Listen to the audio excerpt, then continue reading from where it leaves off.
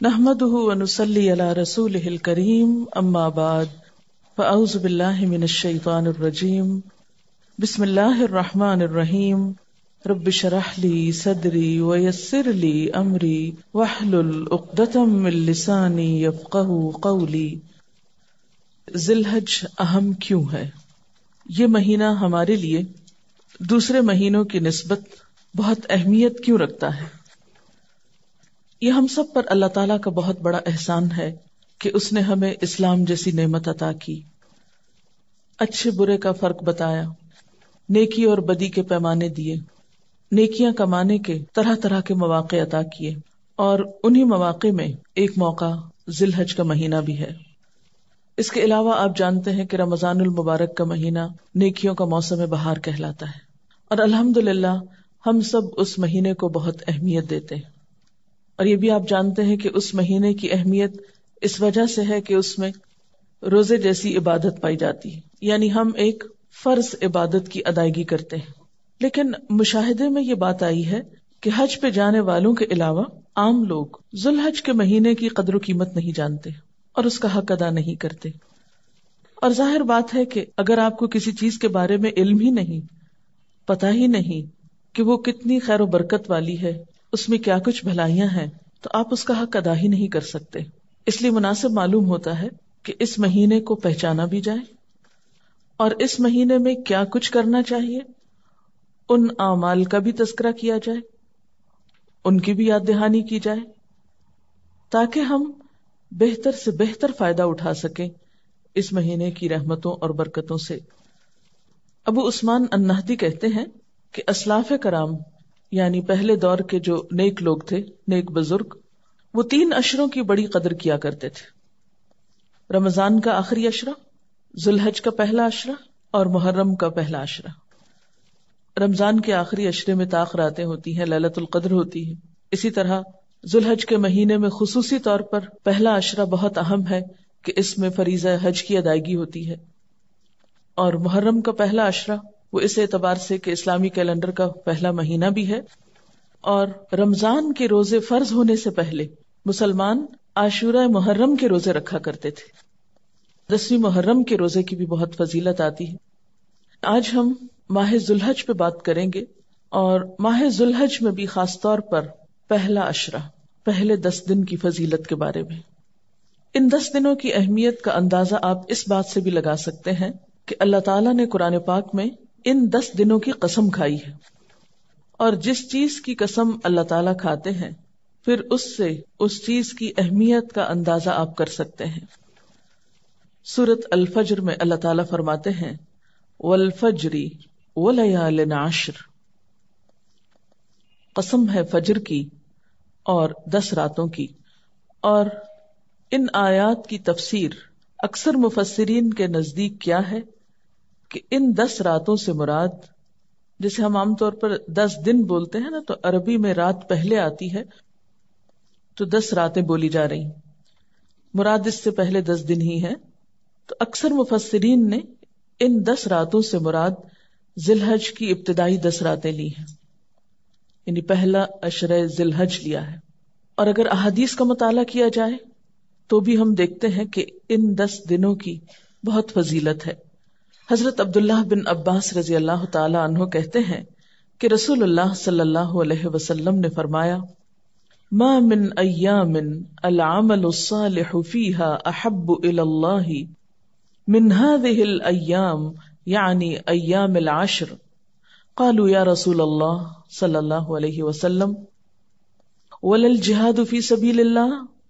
قال ولا الجہاد فی سبیل اللہ الا رجل خرج بنفسه وماله ثم لم يرجع من ذلك بشيء رواہ البخاری۔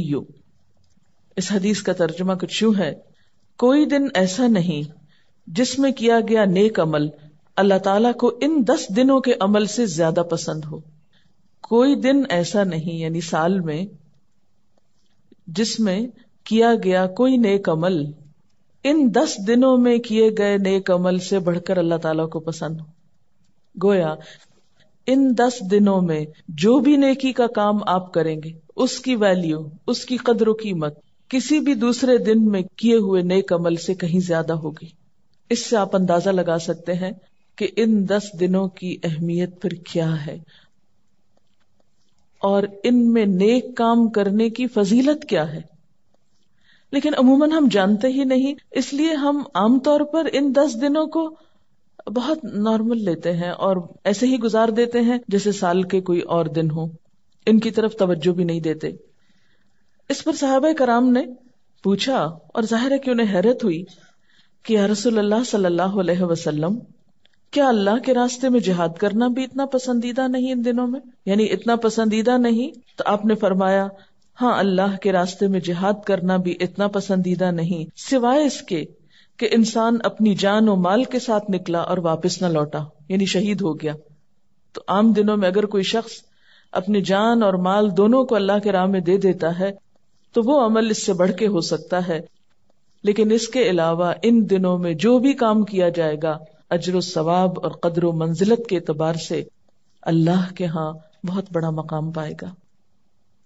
ایک اور حدیث میں آتا ہے، ابن حبان کی روایت ہے، حضرت جابر رضی اللہ تعالی عنہ سے رسول اللہ صلی اللہ علیہ وسلم سے روایت کرتے ہیں کہ آپ نے فرمایا، افضل ایام الدنیا ایام العشر، یعنی عشر ذی الحجہ، قال ولا مثلہن فی سبیل اللہ الا رجل عفر وجہہ فی التراب۔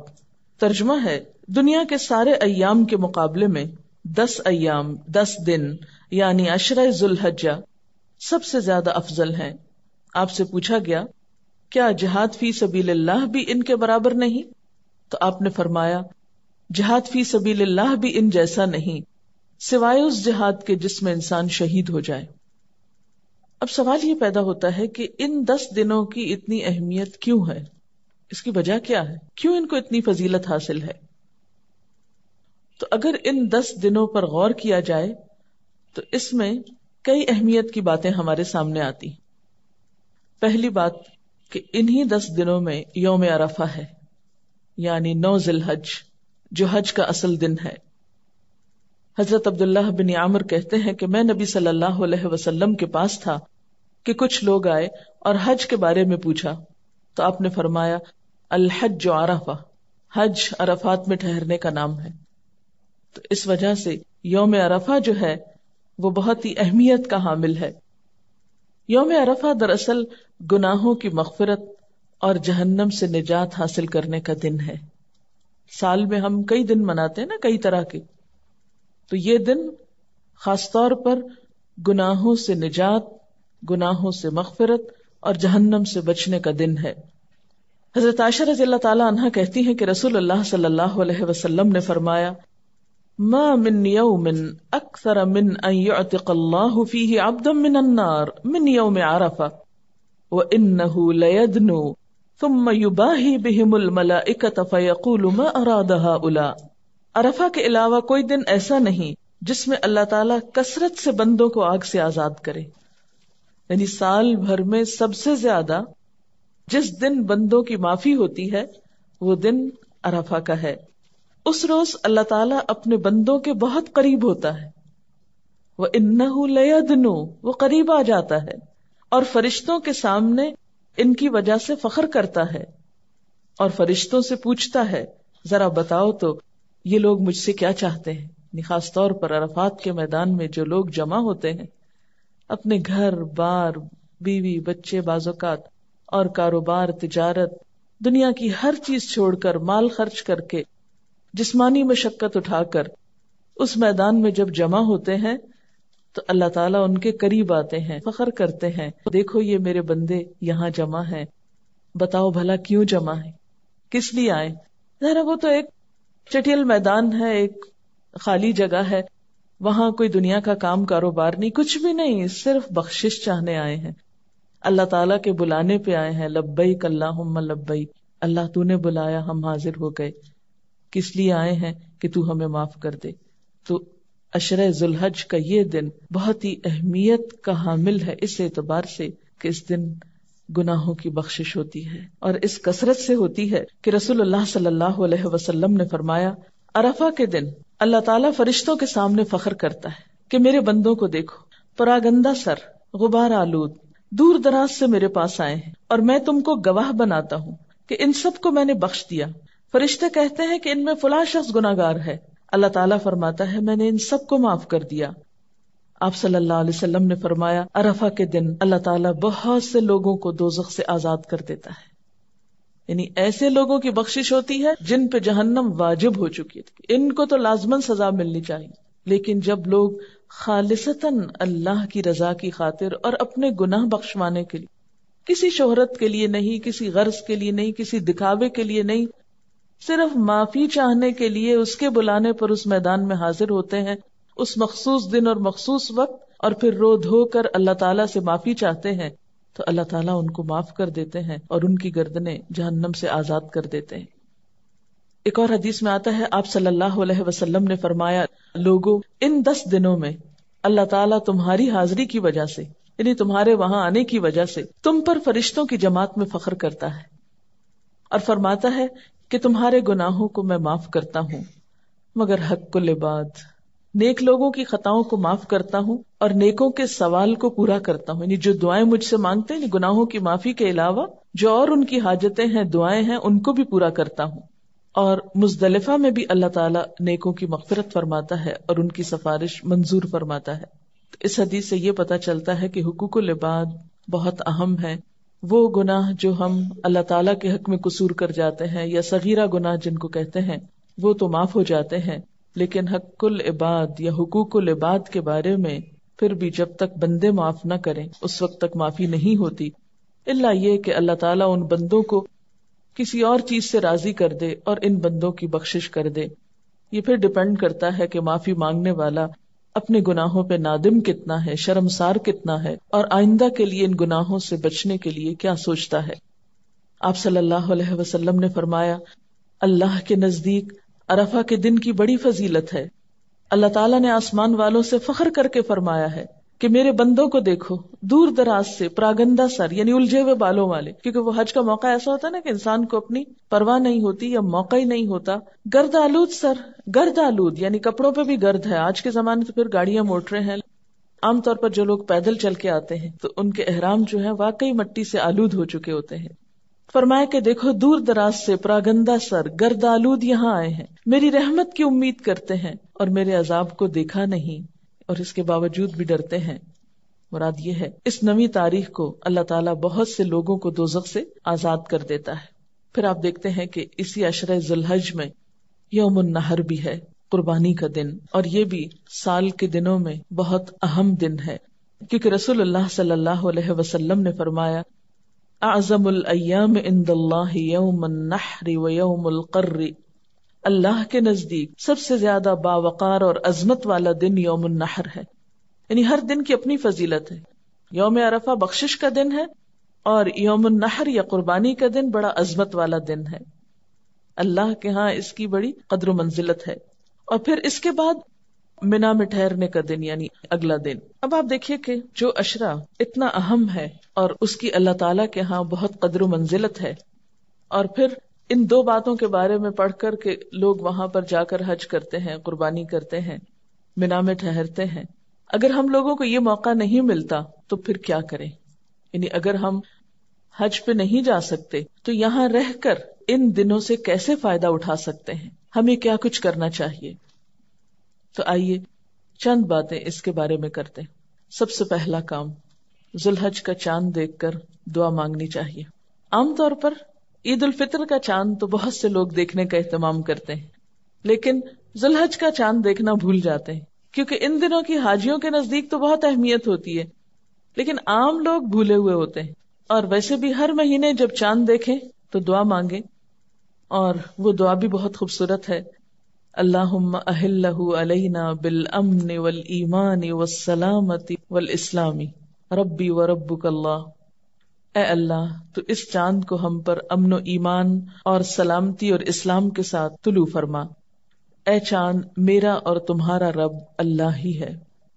آپ دیکھیں کہ عموماً جب کوئی نیا سال آتا ہے، نیا مہینہ آتا ہے، نیا دن آتا ہے، تو جہاں خوشی ہوتی ہے وہاں ایک فکر کی لہر بھی دوڑ جاتی کہ پتہ نہیں کیا ہوگا، اس سال کیا ہوگا، اس مہینے کیا ہوگا، معلوم نہیں اس دفعہ کے حج پہ کیا ہوگا. جو لوگ جاتے ہیں وہاں وہ بھی فکر کرتے ہیں، جو پیچھے کے لوگ ہوتے ہیں ان کو بھی فکر ہوتی ہے.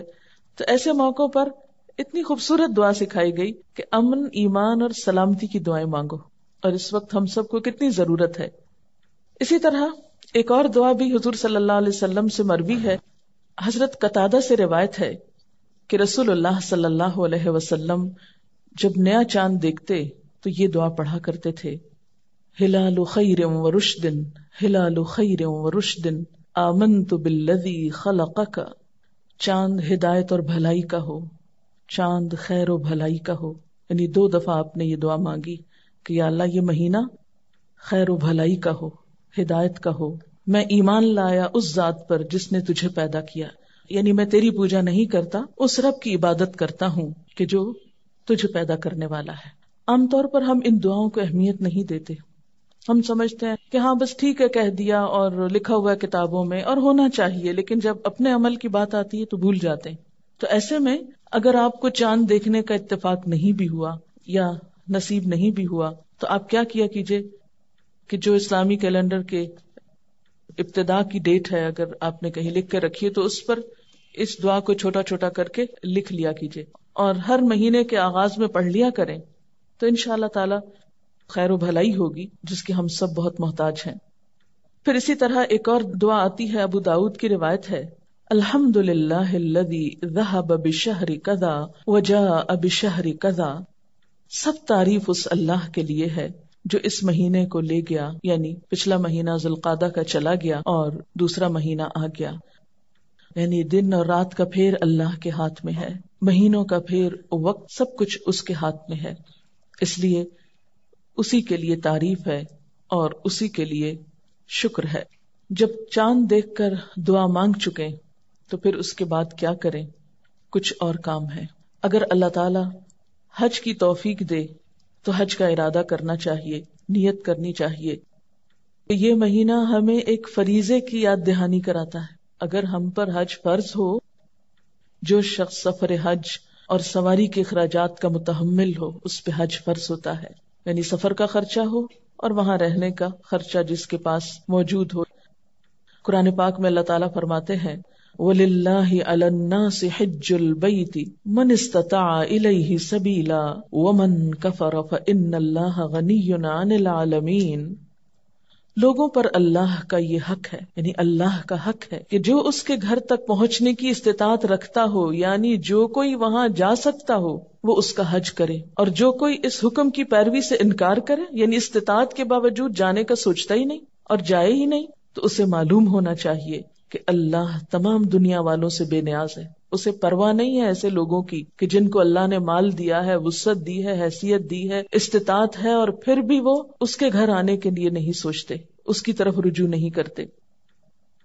اسی لیے آپ صلی اللہ علیہ وسلم نے فرمایا: اگر کسی شخص کو واقعی محتاجی نہیں ہے اور کسی ظالم اقتدار کی طرف سے رکاوٹ بھی نہیں ہے، پھر بھی اس نے حج نہیں کیا، تو چاہے وہ یہودی ہو کر مرے یا نصرانی ہو کر.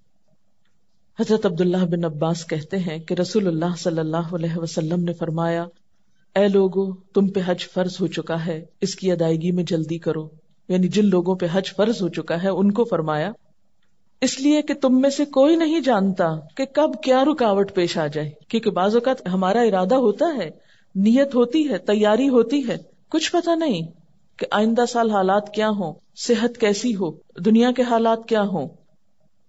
اس لیے جس کو جب موقع ملے اپنی طرف سے فریضہ ادا کرنے کی پوری کوشش کرے. اور اس سلسلے میں خواتین کے لیے خاص طور پر آپ صلی اللہ علیہ وسلم نے کیا فرمایا کہ بوڑھوں، کمزوروں اور عورتوں کے لیے حج اور عمرہ کرنا ثواب میں جہاد کے برابر ہے. یہ تو تھا اس عشرے کا اہم ترین کام. دوسرا کام ہے روزہ رکھنا. روزہ رکھنا اللہ کے نزدیک افضل اور محبوب عمل ہے. حضرت ابو سعید خدری سے روایت ہے کہ رسول اللہ صلی اللہ علیہ وسلم نے فرمایا: جو شخص اللہ کی راہ میں ایک روزہ رکھتا ہے، اللہ تعالیٰ اس کے بدلے میں اس کے اور جہنم کے درمیان 70 سال کا فاصلہ پیدا فرما دیتے.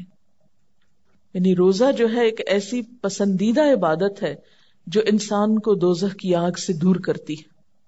رمضان کے روزے تو فرض ہیں، ان دنوں کے روزے فرض تو نہیں ہیں لیکن بہت اجر و ثواب کے حامل ہیں. ابھی پیچھے آپ نے حدیث پڑھی نا کہ ان دنوں میں کوئی بھی جو نیک عمل کیا جاتا ہے وہ عام دنوں کی نسبت بہت زیادہ ثواب کا حامل ہوتا ہے.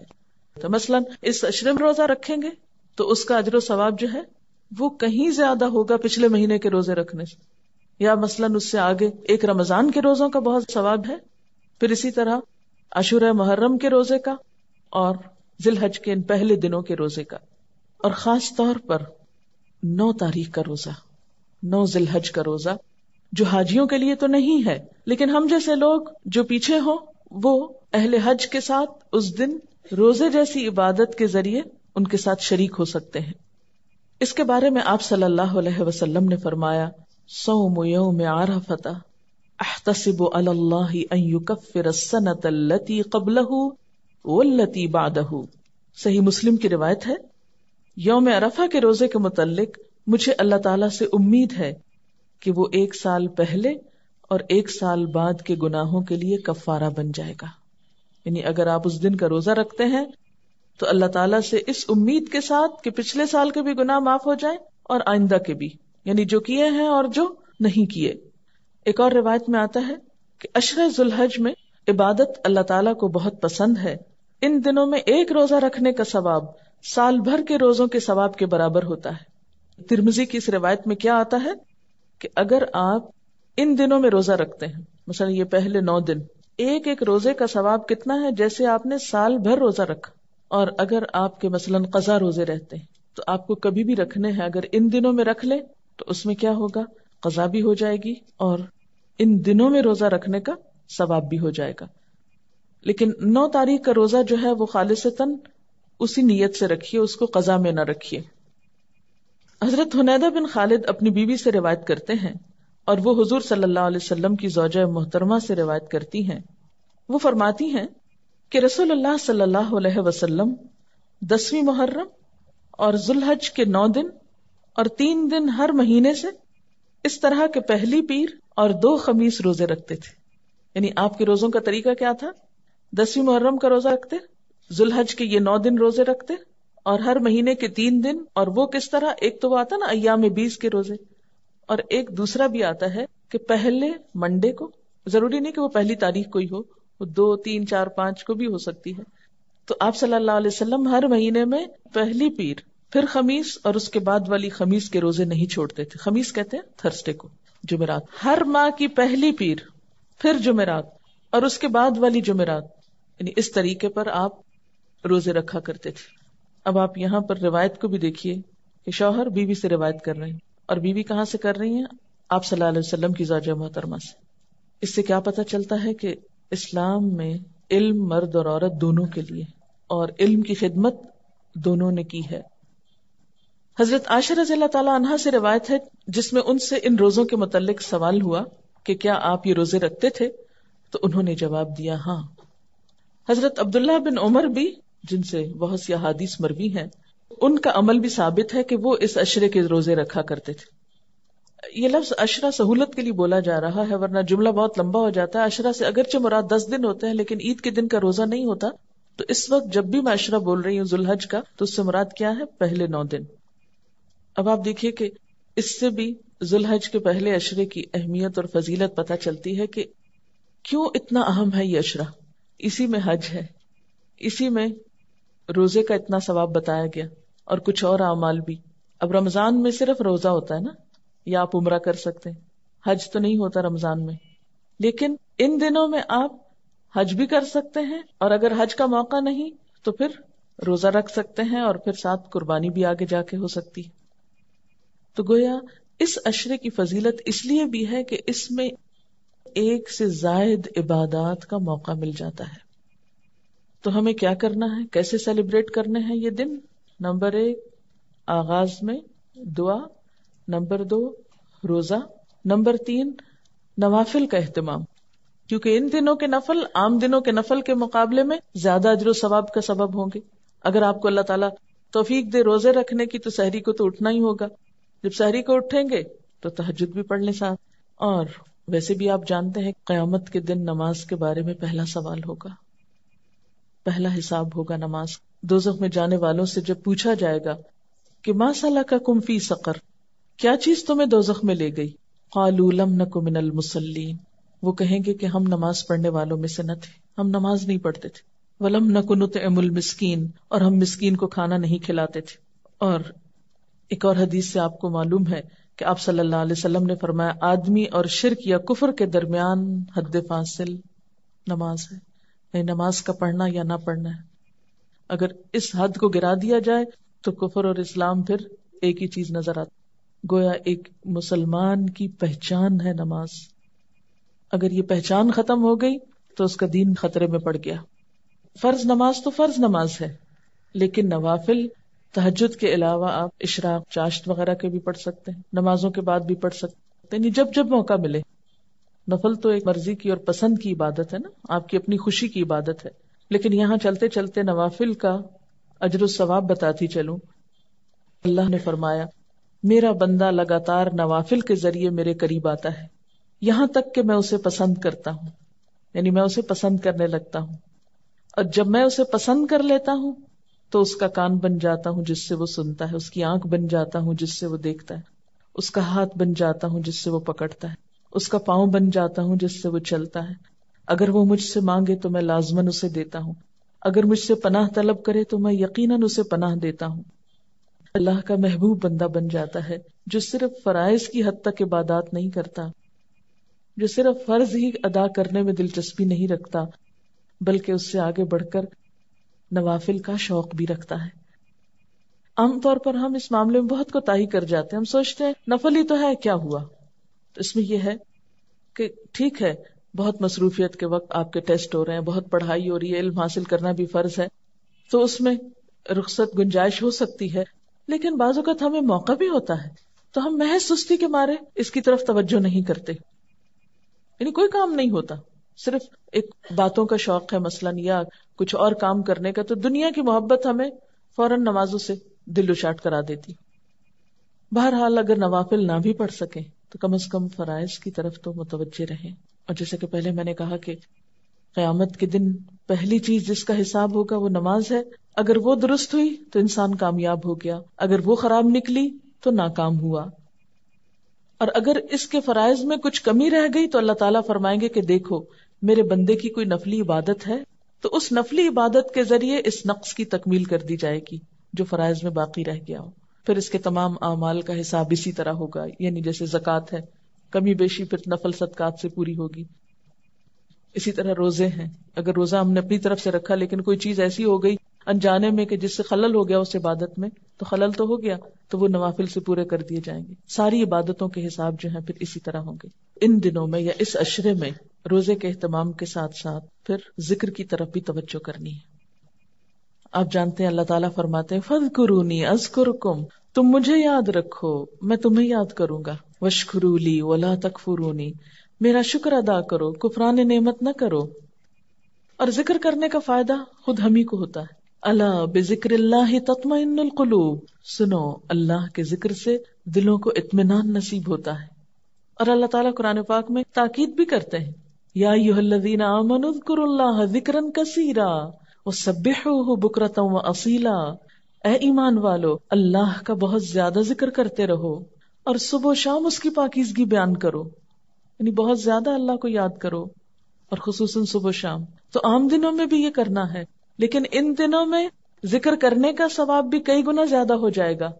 یاد رکھیے جتنی بھی چیزوں کی آپ کو یاد دہانی کرائی جا رہی ہے یہ کس لیے ہے کہ ان عبادتوں کا اہتمام ہم میں سے کچھ لوگ پہلے سے کرتے ہیں، لیکن ہوتا کیا ہے جیسے رمضان آیا ہم نے بہت سی عادتیں ڈالی، پھر آہستہ آہستہ آہستہ اپنی اصل روٹین پہ آ جاتے ہیں، پھر کوتاہی ہوتے ہوتے پھر وہیں جا کھڑے ہوتے ہیں گویا ہم نے کچھ نہ سیکھا تھا رمضان میں.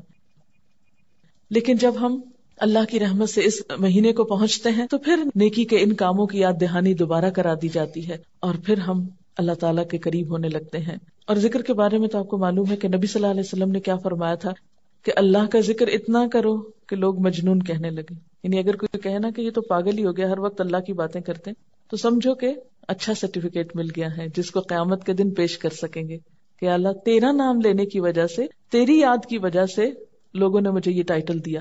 عموماً ہم اس ٹائٹل سے بھاگتے ہیں کہ لوگ ہمیں معلوم نہیں کیا کہیں گے، کیونکہ ذکر سے مراد صرف مخصوص تسبیحات ہی نہیں ہے بلکہ اللہ تعالیٰ کا نام لینا کسی بھی طریقے سے. آپ کو پتا ہے کہ اگر ذکر سے غفلت برتی جائے تو انسان پہ شیطان مسلط ہو جاتا ہے. اللہ تعالیٰ فرماتے ہیں وَمَن يَعْشُ عَن ذِكْرِ الرَّحْمَنِ نُقَيِّضْ لَهُ شَيْطَانًا فَهُوَ لَهُ قَرِينٌ. جو شخص الرحمن کے ذکر سے غفلت برتے گا ہم اس پر ایک شیطان مقرر کر دیں گے، وہی اس کا ساتھی بن جائے گا. تو یہ جو بہت شیطانی وسوسے اور شیطان کی ڈالی ہوئی پریشانیاں اور گندگیاں، رجس الشیطان، یہ دراصل کس لیے ہوتا ہے کہ انسان اللہ کو بھول جاتا. وہ عادت ڈالی، پھر چھوٹ گئی، پھر دوبارہ ڈالنے میں سستی ہو گئی. تو جو کچھ آپ کرتے ہیں ان کو لکھ لیا کیجیے. یعنی جو آپ اپنے اندر اللہ کے فضل سے اچھی عادات ڈال رہے ہیں قرآن کے پڑھنے کے ساتھ ساتھ، ان کو اپنے پاس نوٹ کر لیں. اگر سفر کی وجہ سے یا بیماری کی وجہ سے یا مخصوص ایام کی وجہ سے ان میں سے کوئی چیز چھٹ گئی یا رہ گئی یا بھول گئی تو وہ ساری زندگی نہ بھولی رہے، بلکہ اصل حالت پر لوٹنے کے بعد پھر وہ یاد آ جائے. آپ صلی اللہ علیہ وسلم نے فرمایا جو شخص اپنے رب کو یاد کرتا ہے اس کی مثال زندہ کسی ہے، اور جو اپنے رب کو یاد نہیں کرتا وہ مردے کی طرح ہے. کیونکہ مردے یاد نہیں کر سکیں گے نا. میں کبھی کبھی سوچتی ہوں یا اللہ قبر میں تو اتنا ٹائم ہوگا، اتنا ہوگا، پتہ نہیں کتنے 100 سال وہاں رہنا ہے، تو کوئی طریقہ نہیں ہو سکتا کہ آپ ہمیں وہاں بھی ذکر کی اجازت دے دیں یا کوئی موقع دے دیں کہ تجھے یاد کرتے رہیں. کیونکہ اب تو دنیا میں اتنے کام ہوتے ہیں کہ لوگوں سے ہی فرصت نہیں ہوتی، تو وہ ذکر جتنا چاہتے ہیں کہ کریں اتنا کر نہیں پاتے. تو پھر انسان سوچتا ہے اچھا مرنے کے بعد فراغ ہوتی، لیکن مرنے کے بعد تو ذکر بھی بند ہو جائے گا. جو کرنا ہے ابھی کرنا ہے نا، اور پتہ نہیں کتنے دن ہیں ہمارے پاس. تو جو شخص ذکر نہیں کرتا اس کی مثال مردے کی سی ہے، کیونکہ مردہ بیچارہ کچھ کر نہیں سکتا نا، بے فائدہ اور بیکار ہو جاتا ہے. تو ایسے شخص میں بھی کوئی خیر نہیں جو اپنے رب کو یاد نہیں کرتا. تو خاص طور پر ان دنوں میں ذکر کی طرف توجہ کرنی. دوسری باتیں ذرا کم کر دیں، دوسرے کچھ کام ذرا کم کر دیں، لیکن ذکر تھوڑا پابندی کے ساتھ. اور ذکر میں خاص طور پر تکبیرات. کیوں؟ اس لیے کہ آپ صلی اللہ علیہ وسلم نے اس کی خاص تاکید فرمائی ہے. اور ان دنوں میں ویسے بھی ذکر کرنے کے بارے میں سورۃ الحج میں بھی آتا ہے، سورۃ البقرہ میں بھی آتا ہے. سورۃ الحج میں ہے کہ وَيَذْكُرُ اسْمَ اللَّهِ فِي أَيَّامٍ مَّعْلُومَاتٍ، اور ان مقررہ دنوں میں اللہ کا نام یاد کریں، یعنی ذکر کریں. حضرت عبداللہ بن عباس فرماتے ہیں کہ اس سے مراد ذی الحج کے ابتدائی 10 دن ہیں بخاری کی روایت کے مطابق. اور وَاذْكُرُوا اللَّهَ فِي أَيَّامٍ مَّعْلُومَاتٍ، یہ قرآن کا حکم ہے. معلوم دنوں میں، چند گنے چنے دنوں میں اللہ کا ذکر کرو. کون سے ہیں یہ دن؟ یہی عشرہ ذی الحج ہے، اور خصوصاً ایام تشریق 11، 12 اور 13 ذی الحج. ان میں کثرت سے تکبیر پڑھنی ہے، کیونکہ آپ صلی اللہ علیہ وسلم نے فرمایا اللہ کے نزدیک ایام عشرہ ذی الحج کے مقابلے میں کوئی دن زیادہ عظمت والے نہیں، اور کوئی عمل ان 10 دنوں میں کیے گئے عمل سے زیادہ محبوب نہیں. اس لیے ان ایام میں لا الہ الا اللہ، اللہ اکبر اور الحمدللہ جیسے اذکار کثرت سے کیا کرو. امام بخاری فرماتے ہیں کہ حضرت ابن عمر اور ابو ہریرہ رضی اللہ تعالی عنہ ان دنوں میں بازار نکل جاتے، بلند آواز سے تکبیر کہتے. کیوں؟ تاکہ لوگوں کو یاد آ جائے، اور دوسرے لوگ بھی ان کی تکبیر سن کر تکبیر کہنے لگتے. یعنی ایک تو یہ ہو سکتا تھا نا کہ وہ لوگوں کو کہتے لوگوں تکبیر پڑھو، اور ایک یہ کہ وہ خود تکبیریں پڑھنا شروع کر دیتے تو لوگ ان کو سن کے پڑھنے لگتے. اسی طرح بخاری اور مسلم کی روایت کے مطابق عورتیں اپنے گھروں میں تکبیریں پڑھ سکتی ہیں. اور اس کے لیے آپ کیا کر سکتے ہیں کہ مثلاً تکبیرات کی ایک کیسٹ تیار کرائی گئی تھی. یہاں پر آپ سویرے سویرے اٹھ کر بس پابندی سے اپنے گھر میں جیسے تیار ہو رہے ہیں، کچھ کر رہے ہیں، وہ کیسٹ لگا دیں، کسی کو مت کہیں تکبیریں پڑھیں. اب ہوگا کیا کہ جب بچوں کی آنکھ اس آواز سے کھلے گی یا سب سے پہلے الفاظ تکبیرات کے کانوں میں پڑیں گے تو وہ پھر دن بھر خود بخود بولتے رہیں گے. آپ نے دیکھا ہوگا نا، کوئی بول، کوئی شعر، کوئی گانا، کوئی جملہ ہماری زبان پہ سویرے سویرے اگر نکل جائے تو سارا دن نکلتا رہتا ہے انکانشیسلی. اس لیے صرف آپ آن کر دیں، پھر آپ کو بھی یاد رہے گا انشاءاللہ اور گھر والوں کو بھی یاد ہوگا. ان تکبیرات کو فریج پہ، کھانے کی میز کے پاس کہیں، یعنی کوئی ایسی جگہ جہاں آپ سب گھر والے بیٹھتے ہوں یا جہاں سے گزرتے ہوں، مثلا گھر کی انٹرنس پہ یا باہر نکلتے وقت، یا 2-3 جگہوں پر بھی آپ لگا سکتے ہیں. تو کیا ہوگا، جو ہی نظر پڑے گی تو آپ کو یاد آ جائے گا، اوہ میں نے تکبیریں پڑھنی تھی. اللہ اکبر، اللہ اکبر، لا الہ الا اللہ، واللہ اکبر، اللہ اکبر وللہ الحمد.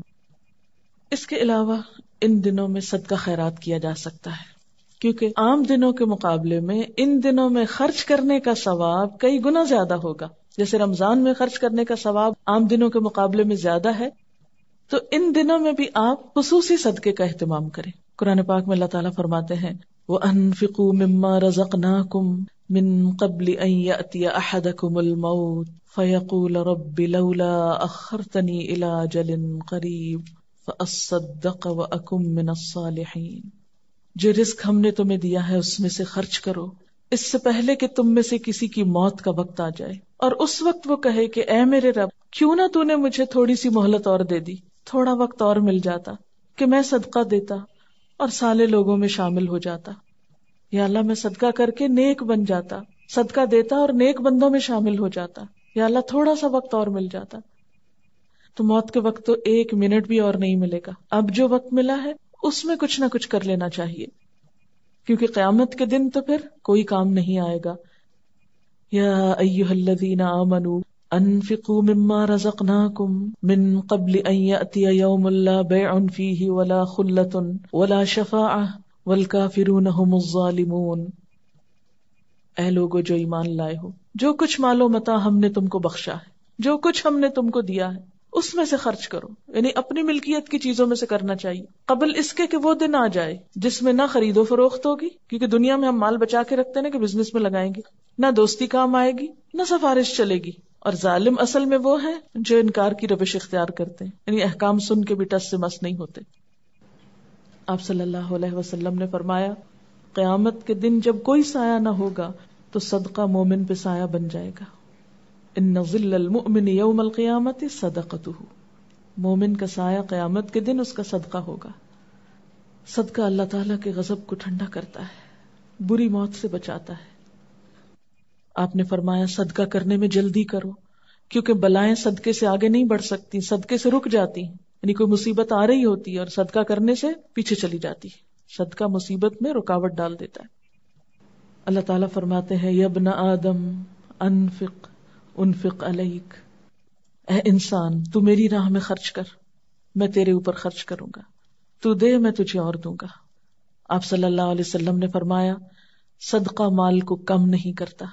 یعنی ہم سمجھتے ہیں شاید دینے سے ہمارا تھوڑا ہو جائے گا، نہیں ہوتا، فکر نہیں کرو اور آ جائے گا. اور پھر آدمی کا اپنی زندگی میں 1 درہم خرچ کرنا موت کے وقت 100 درہم خرچ کرنے سے زیادہ بہتر ہے. یعنی جب انسان ایسی بیماری میں مبتلا ہو جائے کہ اس کو پتا چلے کہ اب تو میں بچ ہی نہیں سکتا، اب تو موت آئی کہ آئی، اب جو کچھ وہ خرچ کرے گا وہ اگر 100 بھی خرچ کر رہا ہے تو صحت میں اچھی حالت میں اگر اس کے مقابلے میں 1 بھی خرچ کیا تھا تو اس کا اجر و ثواب زیادہ ہے. لیکن عام طور پر ہم صحت کے وقت، خوشحالی کے وقت، اچھے دنوں میں کب یاد کرتے ہیں اللہ؟ اور صدقہ نہ کرنا، بخل کرنا اپنے آپ کو ہی نقصان دیتا ہے. وَمَن يَبْخَلْ فَإِنَّمَا يَبْخُلُ عَن نَفْسِهِ، جو بخل کرے گا وہ دراصل اپنے آپ سے ہی کرے گا. سورۃ محمد میں آتا ہے نا کہ ہاں انتم ہؤلاء، یہ تم وہ لوگ ہو تدعون لتنفقوا فی سبیل اللہ، تمہیں بلایا جاتا ہے کہ اللہ کے راستے میں خرچ کرو. فمنکم من یبخل، تو تم میں سے بعض لوگ بخل کرتے ہیں، کچھ نہیں دیتے. ومن یبخل فانما یبخل عن نفسہ، تو جس نے بخل کیا وہ دراصل اپنی ہی ذات کے لیے بخل کرتا ہے، اپنے آپ سے ہی بخل کرتا ہے، اپنا ہی نقصان کرتا. فَأَمَّا مَن بَخِلَ وَاسْتَغْنَى وَكَذَّبَ بِالْحُسْنَى فَسَنُيَسِّرُهُ لِلْعُسْرَى وَمَا يُغْنِي عَنْهُ مَالُهُ إِذَا تَرَدَّى، جس نے بخل کیا اور اللہ تعالیٰ سے بے نیازی برتی اور بھلائی کو جھٹلایا، اس کو ہم سخت راستے کی سہولت دیں گے، یعنی اس کے لیے مشکلات پیدا کریں گے.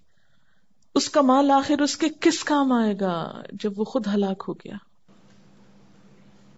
انسان فوت ہو جائے تو مال و دولت جو پیچھے ہے وہ نجات تو نہیں دے سکتا، وہ تو اب وارثوں کا ہو گیا.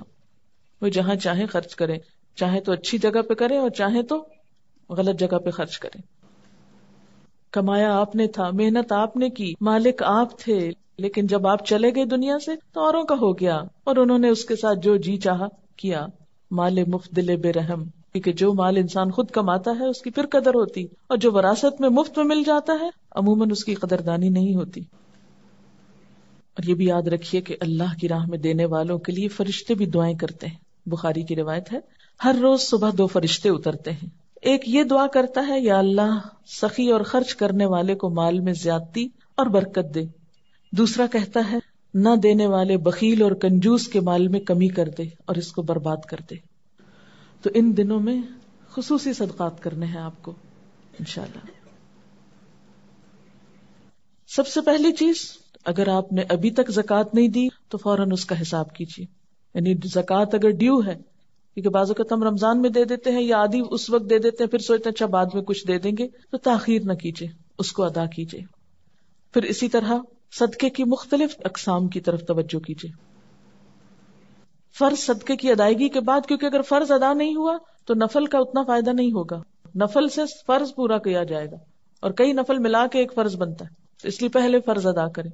کوئی کسی کا قرضہ لوٹانا ہے اور وسعت ہو گئی اور صرف جان بوجھ کے ٹال مٹول کر لوٹائیے اس کو. کوئی نظر مانی ہوئی پورا کیجیے اس کو. کوئی کفارہ دینے والا رہتا ادا کیجیے اس کو. پھر اسی طرح کوئی امانت لوٹانے والی ہے وہ لوٹائیں. پھر رشتہ داروں، غریبوں، مسکینوں کی طرف توجہ کریں. عید کا موقع ہے، کچھ نہ کچھ تحفے تحائف کا بندوبست کر سکتے ہیں. اپنے گھر پہ تھوڑا لک ڈالیں، اپنے کپڑوں کا جائزہ لیں، اپنی رکھی ہوئی چیزوں کا، سٹور کا، مختلف چیزوں کا. تو ایک تو رمضان میں ہم اینول کلینلینس کرتے ہیں، ڈی جنکنگ کرتے ہیں، اور ایک پھر ان دنوں میں ہر چیز پر رک کے سوچیں اس کے بغیر گزارا ہو سکتا ہے. یاد رکھیے پھر میانہ روی اور اعتدال تو ضروری ہے، لیکن سال ہر سال سے جو چیزیں رکھی ہوئی ہیں، اچھا کبھی کا استعمال کریں گے، کبھی کب آئے گا، وہ مرنے کے بعد تو آ ہی جائے گا، لیکن اس کبھی کو تھوڑا سا ابھی میں بھی بدل لیں. کچھ چیزیں ضرور نکالیں، یعنی جن کو ہم خود نہ استعمال کرتے ہوں اور بس ایسے ہی دل کی ٹیک کے لیے رکھی ہوئی ہوں. پھر اسی طرح ان دنوں میں صدقہ جاریہ کے کاموں میں بھی آپ خرچ کریں. صدقہ جاریہ کے کاموں میں ایک تو یہ ہے کہ آپ مثلاً تکبیر کی کیسٹ کسی کو لے کر دے سکتے ہیں. جتنے لوگ اس کو سن کے تکبیریں پڑھیں گے آپ کو بھی ثواب ہوگا. وہ جو تکبیروں کا کاغذ چھاپیں گے مختلف لوگوں کو آپ دیں اور کہیں کہ یہ اپنے گھروں میں لگائیں. اور چاہے 1 روپے 2 روپے کا کاغذ ہوگا، آپ دیکھیں گے کہ 1 روپیہ مثلاً ہم میں سے ہر ایک کے پاس وسعت نہیں کہ سینکڑوں ہزاروں خرچ کرے، لیکن میرا خیال ہے ہم میں سے کوئی بھی ایسا نہیں جو 1 2 روپیہ نہ خرچ کر سکے. ہم سب کر سکتے ہیں. اپنے گھر والوں کے لیے خرچ کرنا بھی صدقہ ہوتا ہے. اپنے رشتہ داروں کو دینا، اپنے دوستوں کو دینا، عزیز و اقارب کو دینا، مطلب جو بھی ہماری جان پہچان کے لوگ ہیں ان کو ہم صدقہ جاریہ کے طور پر تعلیم کا کوئی کام بھی ہم اس میں کریں. جتنے لوگ ان 10 دنوں کی قدر و قیمت آپ کی وجہ سے جانیں گے، ان سب کا ثواب بھی آپ کو ملے گا. کیونکہ عام طور پر ہم نیکی کی چیز سنتے ہیں، جانتے ہیں، اپنے تک رکھ لیتے ہیں اور بھول جاتے ہیں، دوسروں تک نہیں پہنچاتے. تو ہمیں دوسروں تک بھی اس کو پہنچانا ہے. جہاں موقع ملے اپنے گھر والوں کو اکٹھا کر لیں، وہ پمفلٹ پڑھ کے سنا سکتے ہیں مثلاً، اور کیسٹ بھی لگا کے سنا سکتے ہیں. کوئی بھی طریقہ آپ اختیار کر سکتے ہیں، لیکن یہ ہے کہ ان سنتوں کو رواج دیں. ان نیکی کے کاموں کی طرف توجہ کریں. خود عمل کریں گے تو انشاءاللہ دوسروں کو بھی شوق آئے گا، دوسرے بھی کریں گے. پھر اسی طرح صدقہ جاریہ کے کاموں میں کوئی بھی آپ جو چیز سوچ سکتے ہیں جو علم کو پھیلانے کے لیے اور علم کو عام کرنے کے لیے آپ کوئی بھی طریقہ کر سکتے ہیں. ان طریقوں میں سے آپ خود بھی سوچ سکتے ہیں، دوسروں سے بھی مشورہ کر سکتے ہیں، کیونکہ معلوم نہیں کل قیامت کے دن کون سی نیکی کام آ جائے. حدیث میں آتا ہے نا کہ آگ سے بچنے کی فکر کرو، خواہ کھجور کا آدھا ٹکڑا ہی کیوں نہ ہو. اگر ہمارے پاس بہت بڑی رقمیں نہیں ہیں، یعنی ہر شخص کا اپنا اپنا حساب ہے نا، ایک شخص کے پاس 1 کھجور ہے بس اور کچھ نہیں، آدھی اس نے خود کھانی، آدھی وہ دے رہا ہے، اس کی معلوم نہیں کتنی قبولیت ہو، کتنی برکت ہو اس مال میں اللہ کی طرف سے. اور ایک شخص جو ہے اس کے پاس ہزاروں ہیں اور بند پڑے اور پڑے اور پڑے ہیں اور کوئی اس کو پرواہ نہیں کہ مجھے اپنی آخرت کے لیے کچھ کرنا ہے. تو وقت تو گزر ہی جائے گا. یعنی بعض اوقات ایسا ہوتا ہے نا کہ ہم اپنے فوت شدہ لوگوں کو بہت یاد کرتے رہتے ہیں، روتے رہتے ہیں ان کی یاد میں، لیکن ہم ان کے لیے کرتے کراتے کچھ نہیں. تو ہمارا رونا، ہمارے آنسو ان کو کیا فائدہ دے گا؟ وہ تو ہم اپنی خاطر بہا رہے ہیں، اپنا دل ہلکا کر رہے ہیں، تو اپنی خاطر ہے، ان کے لیے تو نہیں ہے. تو ان کے لیے کیا ہو سکتا ہے؟ صدقہ جاریہ یا ایصال ثواب کے کاموں میں اہم ترین کام کیا ہے کہ ان کی طرف سے ہم کوئی ایسا صدقہ کریں کہ جس سے ان کو ثواب پہنچے اور مستقل پہنچتا رہے. قرآن پاک کی آیت سورۃ الدہر کی جو ہے، ان الابرار یشربون من کأس کان مزاجها کافورا عینا یشرب بها عباد اللہ یفجرونها تفجیرا یوفون بالنذر ویخافون یوما کان شرہ مستطیرا وَيُطْعِمُونَ الطَّعَامَ عَلَى حُبِّهِ مِسْكِينًا وَيَتِيمًا وَأَسِيرًا إِنَّمَا نُطْعِمُكُمْ لِوَجْهِ اللَّهِ لَا نُرِيدُ مِنْكُمْ جَزَاءً وَلَا شُكُورًا. نیک لوگ جنت میں شراب کے ایسے ساغر پیئیں گے جن میں آب کافور کی آمیزش ہوگی. یہ ایک بہتا چشمہ ہوگا جس کے پانی کے ساتھ اللہ کے بندے شراب پیئیں گے اور جہاں چاہیں گے بسہولت اس کی شاخیں نکال لیں گے. یعنی اللہ جنت کے یہ چشمے کن لوگوں کو دے گا؟ یہ وہ لوگ ہوں گے جو نظر پوری کرتے ہیں. یعنی جب کوئی اللہ کی راہ میں کام کرنے کا عہد کر لیتے ہیں تو پھر اس کو پورا بھی کرتے ہیں. یہ نہیں کہ جب نیکی کے محفل میں ہوئے تو سوچ لیا اچھا میں اللہ کے راستے میں یہ دوں گی اور جب باہر نکلے تو سب بھول بھلا گئے. جو نظر پوری کرتے ہیں اور اس دن سے ڈرتے ہیں جس کی آفت ہر طرف پھیلی ہوئی ہوگی. قیامت کے دن کی آفت ہر طرف پھیل جائے گی, ہر چیز کو اپنی لپیٹ میں لے لے گی, کوئی نہیں بچے گا. اور اللہ کی محبت میں یتیم اور مسکین اور قیدی کو کھانا کھلاتے ہیں اور ان سے کہتے ہیں کہ ہم تمہیں صرف اللہ کی خاطر کھلا رہے ہیں, ہم تم سے نہ کوئی بدلہ چاہتے ہیں نہ شکریہ چاہتے ہیں. یعنی دے کر وہ کسی شکریہ اور اپریسیشن کے بھی انتظار میں نہیں ہوتے, کیونکہ بعض اوقات ایسا ہوتا ہے نا کہ ہم وہاں تو دیتے ہیں جو ہماری تعریف کے پل باندھے, جو ہمارے نام کا اعلان کرے, کسی لسٹ میں ہمارا نام آ جائے یا کسی تختی پہ ہمارا نام لکھا جائے. ایسی جگہوں پہ تو خوب دل کھول کے بعض اوقات لوگ دیتے ہیں, لیکن افسوس کہ کتنے تھوڑے صلے کے لیے صرف نام لگانے. مثلا اگر کسی پلیٹ میں میرا نام لکھا ہوا بھی اور 10 لوگ وہاں سے گزر کے پڑے, ان کو کیا پتا میں کون ہوں, میرا تو اجر بھی گیا اور حاصل بھی کچھ نہ ہوا, اور اس پلیٹ پہ گرد پڑ رہی ہے, اور تھوڑے عرصے کے بعد کیا ہوگا, کوئی اور آئے گا, ہمارے جانے کے بعد پلیٹ بھی اتر جائے گی اور سب کچھ یہیں رہ گیا. یا اگر ہمیں کسی نے کوئی تعریف کا ایک خط لکھ دیا کہ آپ کا بہت شکریہ, آپ نے بہت اچھا کام کیا, تو وہ ردی میں پڑا رہ جائے گا خط بھی, اس کو فریم کرا کے دروازے کے باہر تھوڑی لٹکانا ہوگا ہم نے. کتنے دن اس تعریف کی ہمیں گرمی پہنچے گی, کیا حاصل ہوگا, اس تعریف سے کتنا پیٹ بھر جائے گا ہمارا, کچھ بھی نہیں. لیکن افسوس یہ کہ ہمارا نفس ہمیں اللہ کی خاطر خلوص اور اخلاص سے کام کرنے نہیں دیتا. ایسے کاموں میں تو ہمارا شوق بڑھاتا ہے جہاں ہمارا نام ہو, اور جہاں نام نہ ہو وہاں ہم کام کے لیے بھی نظر نہیں آتے. امام ابن حجر اسقلانی کہتے ہیں عشرہ ذوالحج کی امتیازی فضیلت کا ایک سبب یہ معلوم ہوتا ہے کہ ساری اہم ترین باتیں اس عشرے میں جمع ہیں, نماز, روزہ, صدقہ, حج وغیرہ. اور اس کے علاوہ دیگر موقعوں پر یہ ساری باتیں اکٹھی نہیں ہوتی. اب صدقے میں سب سے اہم کام جو ہے وہ قربانی ہے, یعنی باقی صدقات بھی آپ کریں گے لیکن قربانی بھی کریں گے. قربانی جو ہے اس عشرے کی اہم ترین عبادت ہے, یعنی صدقہ خیرات کی ایک بہترین قسم ہے. لیکن قربانی ہے کیا چیز؟ قربانی کا لفظ جو ہے یہ قرب سے نکلا ہے. قرب کا کیا مطلب ہوتا ہے؟ کسی کے قریب جانا, قریب ہونے کی کوشش کرنا. مکان, زمان, یعنی ہر طرح سے قریب ہونے کے لیے آتا ہے. یعنی جگہ میں قریب ہونا, پھر وقت میں قریب ہونا, یا نسبت یعنی رشتہ داری اور تعلق میں قریب ہونا, اسی طرح مرتبے میں, ان سب چیزوں کے لیے لفظ استعمال ہوتا ہے. تو قربان ہر وہ چیز جس کے ذریعے اللہ کی قرب جوئی کی جائے, یعنی قرب تلاش کیا جائے. قربان یعنی لفظ قرب سے نکلا ہے. پھر قربان کس کو کہتے ہیں؟ ہم کہتے ہیں نا قربان جاؤں, تو ہم تو اس کو فعل کے طور پر استعمال کرتے ہیں, لیکن قربان ہر وہ چیز جس کے ذریعے اللہ کا قرب حاصل کیا جائے, اللہ کا تقرب حاصل کیا جائے. اور اصطلاح میں قربانی سے مراد کیا ہے؟ یوم النحر اور ایام تشریق میں اللہ تعالی کی رضامندی اور خوشنودی اور قرب حاصل کرنے کے لیے اونٹ, گائے, بکری, بھیڑ یا دمبا ذبح کرنا. یعنی یہاں خاص طور پر جانور کی قربانی مراد ہے.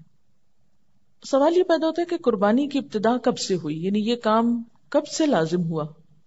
قرآن پاک میں اللہ تعالیٰ فرماتے ہیں سورۃ الحج میں لِكُلِّ أُمَّةٍ جَعَلْنَا مَنْسَكًا هُمْ نَاسِكُوهُ, ہر امت کے لیے ہم نے قربانی کا ایک طریقہ مقرر کیا جس کی وہ پیروی کرتی ہے. گویا قربانی کا یہ حکم ہر امت کے لیے رہا ہے. اس کا آغاز حضرت آدم علیہ السلام کے زمانے میں ہوا. قرآن پاک میں اللہ تعالیٰ حضرت آدم علیہ السلام کے 2 بیٹوں کا قصہ بیان کرتے ہیں. وَاتْلُ عَلَيْهِمْ نَبَأَ ابْنَيْ آدَمَ بِالْحَقِّ اذ قربا قربانا فتقبل من احدهما ولم يتقبل من الاخر. اور انہیں ذرا آدم علیہ السلام کے 2 بیٹوں کا قصہ بے کم و کاس سنا دیجئے. جب ان دونوں نے قربانی کی تو ان میں سے ایک کی قربانی قبول کی گئی اور دوسرے کی نہ کی گئی. تو اس سے کیا پتہ چلتا ہے کہ حضرت آدم علیہ السلام کے بیٹوں نے بھی قربانی کی. یعنی قربانی آج سے نہیں، قربانی تو آدم علیہ السلام کے زمانے سے ہے، یعنی اس کا تصور اس وقت سے موجود ہے. پھر اسی طرح حضور صلی اللہ علیہ وسلم کو بھی قربانی کا حکم ہے. فَصَلِّ لِرَبِّكَ وَانْحَرْ، اپنے رب کے لیے نماز پڑھیے اور قربانی کیجیے. ایک اور جگہ پر فرمایا قُلْ إِنَّ صَلَاتِي وَنُسُكِي وَمَحْيَايَ وَمَمَاتِي لِلَّهِ رَبِّ الْعَالَمِينَ، آپ کہہ دیجئے بے شک میری نماز، میری قربانی، میرا جینا، میرا مرنا اللہ رب العالمین کے لیے ہے. تو آپ کو یہاں بھی حکم دیا جا رہا ہے کہ قربانی کیجیے اور اللہ کے لیے کیجیے. اور فَصَلِّ لِرَبِّكَ وَانْحَرْ، یہاں بھی اپنے رب کے لیے قربانی کیجیے. گویا قربانی ایک تو یہ ہے کہ اللہ کا حکم ہے، اور دوسرے یہ کہ اللہ ہی کی خاطر ہونی چاہیے. جو ہمارے قربانی کا طریقہ ہے یہ کہاں سے آیا؟ یعنی قربانی کی مختلف شکلیں پچھلی امتوں میں رائج رہیں، لیکن یہ طریقہ جس پہ ہم قربانی کرتے ہیں یہ کب سے ہوا؟ اس کے بارے میں ایک دفعہ صحابہ کرام نے حضور صلی اللہ علیہ وسلم سے پوچھا کہ اے اللہ کے رسول صلی اللہ علیہ وسلم، یہ قربانی کیا ہے؟ آپ نے فرمایا سنت ابیکم ابراہیم، یہ تمہارے ابا ابراہیم علیہ السلام کی سنت ہے، ان کا طریقہ ہے. اس سنت کا تذکرہ قرآن پاک نے بہت خوبصورت انداز میں کیا ہے. سورۃ الصافات کی آیت نمبر 100 سے لے کر 111 آیات ہیں. وقال انی ذاہب الی ربی سیہدینی رب ہب لی من الصالحین فبشرناہ بغلام حلیم فلما بلغ معه السعی قال یا بنی انی ارى فی المنام انی اذبحک فانظر ماذا ترى قال یا ابت افعل ما تؤمر ستجدنی ان شاء اللہ من الصابرین فلما اسلما وتلہ للجبین ونادیناہ ان یا ابراہیم قد صدقت الرؤیا انا كذلك نجزی المحسنین ان هذا لهو البلاء المبین وفدیناہ بذبح عظیم وترکنا علیہ فی الآخرین سلام علی ابراہیم كذلك نجزی المحسنین انہ من عبادنا المؤمنین. ابراہیم علیہ السلام نے کہا میں اپنے رب کی طرف جاتا ہوں، وہی میری رہنمائی کرے گا. اے پروردگار، مجھے ایک بیٹا عطا کر جو صالحین میں سے ہو، یعنی نیک ہو. تو اللہ تعالیٰ نے دعا کے جواب میں کیا فرمایا؟ ہم نے اس کو ایک حلیم یعنی بردبار لڑکے کی بشارت دی. وہ لڑکا جب اس کے ساتھ دوڑ دھوپ کرنے کی عمر کو پہنچ گیا تو ایک روز ابراہیم علیہ السلام نے اس سے کہا بیٹا، میں خواب میں دیکھتا ہوں کہ میں تجھے ذبح کر رہا ہوں، اب تو بتا تیرا کیا خیال ہے؟ اس نے کہا ابا جان، جو کچھ آپ کو حکم دیا جا رہا ہے اسے کر ڈالیے، آپ انشاءاللہ مجھے صابروں میں سے پائیں گے. آخر کو جب ان دونوں نے سر تسلیم خم کر دیا، یعنی باپ بیٹا دونوں ہی اپنے آپ کو حوالے کر گئے، اور ابراہیم علیہ السلام نے بیٹے کو ماتھے کے بل گرا دیا اور ہم نے آواز دی اے ابراہیم، تو نے اپنا خواب سچ کر دکھایا، ہم نیکی کرنے والوں کو ایسی ہی جزا دیتے ہیں. یقیناً یہ ایک کھلی آزمائش تھی اور ہم نے ایک بڑی قربانی فدیے میں دے کر اس بچے کو چھڑا لیا اور اس کی تعریف و توصیف ہمیشہ کے لیے بعد کی نسلوں میں چھوڑ دی. سلام ہے ابراہیم پر، ہم نیکی کرنے والوں کو ایسی ہی جزا دیتے ہیں، یقیناً وہ ہمارے مومن بندوں میں سے تھا. تو یہ ہے وہ واقعہ ابراہیم علیہ السلام کی قربانی کا جو قرآن نے ان الفاظ میں بیان کیا.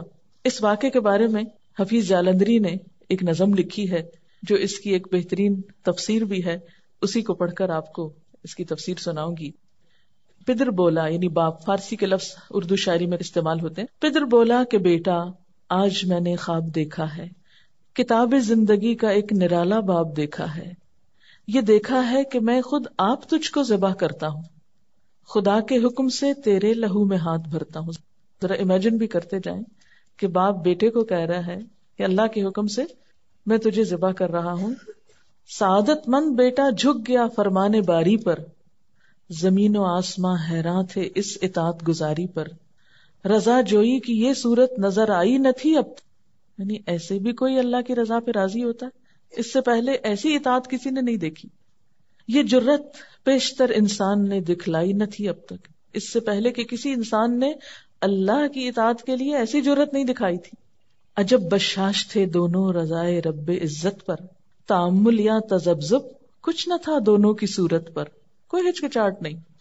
کہا فرزند نے اے باپ اسماعیل صابر ہے، خدا کے نام پر بندہ پے تعمیل حاضر ہے. مگر آنکھوں پہ اپنی آپ پٹی باندھ لیجیے گا، میرے ہاتھوں میں اور پیروں میں رسی باندھ دیجیے گا، مبادا آپ کو صورت پہ میری رحم آ جائے، مبادا میں تڑپ کر چھوٹ جاؤں ہاتھ تھرائے۔ پسر کی بات سن کر باپ نے تعریف فرمائی، یہ رسی اور پٹی باندھنی ان کو پسند آئی۔ ہوئے اب ہر طرح تیار دونوں باپ اور بیٹے، چھری اس نے سنبھالی تو یہ جھٹ قدموں پہ آ لیٹے، پچھاڑا اور گھٹنا سینہ معصوم پہ رکھا، چھری پتھر پہ رگڑی ہاتھ کو حلقوم پہ رکھا، زمیں سہمی پڑی تھی آسمان ساکت تھا بیچارہ، نہ اس سے پیشتر دیکھا تھا یہ حیرت کا نظارہ، پدر تھا مطمئن بیٹے کے چہرے پہ بحالی تھی، چھری حلقوم اسماعیل پہ چلنے ہی والی تھی، مشیت کا مگر دریائے رحمت جوش میں آیا کہ اسماعیل کا ایک رونگٹا کٹنے نہیں پایا، ہوئے جبریل نازل اور تھاما ہاتھ حضرت کا، کہا بس امتحان مقصود تھا ایثار و جرت کا، خطاب اس دن سے اسماعیل نے پایا ذبیح اللہ، یعنی ذبح نہیں ہوئے لیکن نام مل گیا ذبیح اللہ، خدا نے آپ ان کے حق میں فرمایا ذبیح اللہ۔ تو یہ تھا وہ جذبہ قربانی جو ابراہیم علیہ السلام اور اسماعیل علیہ السلام کے اندر تھا۔ قربانی اصل میں کی کیوں جاتی ہے؟ قربانی کے کانسیپٹ کیا ہے؟ قربانی کی روح کیا ہے؟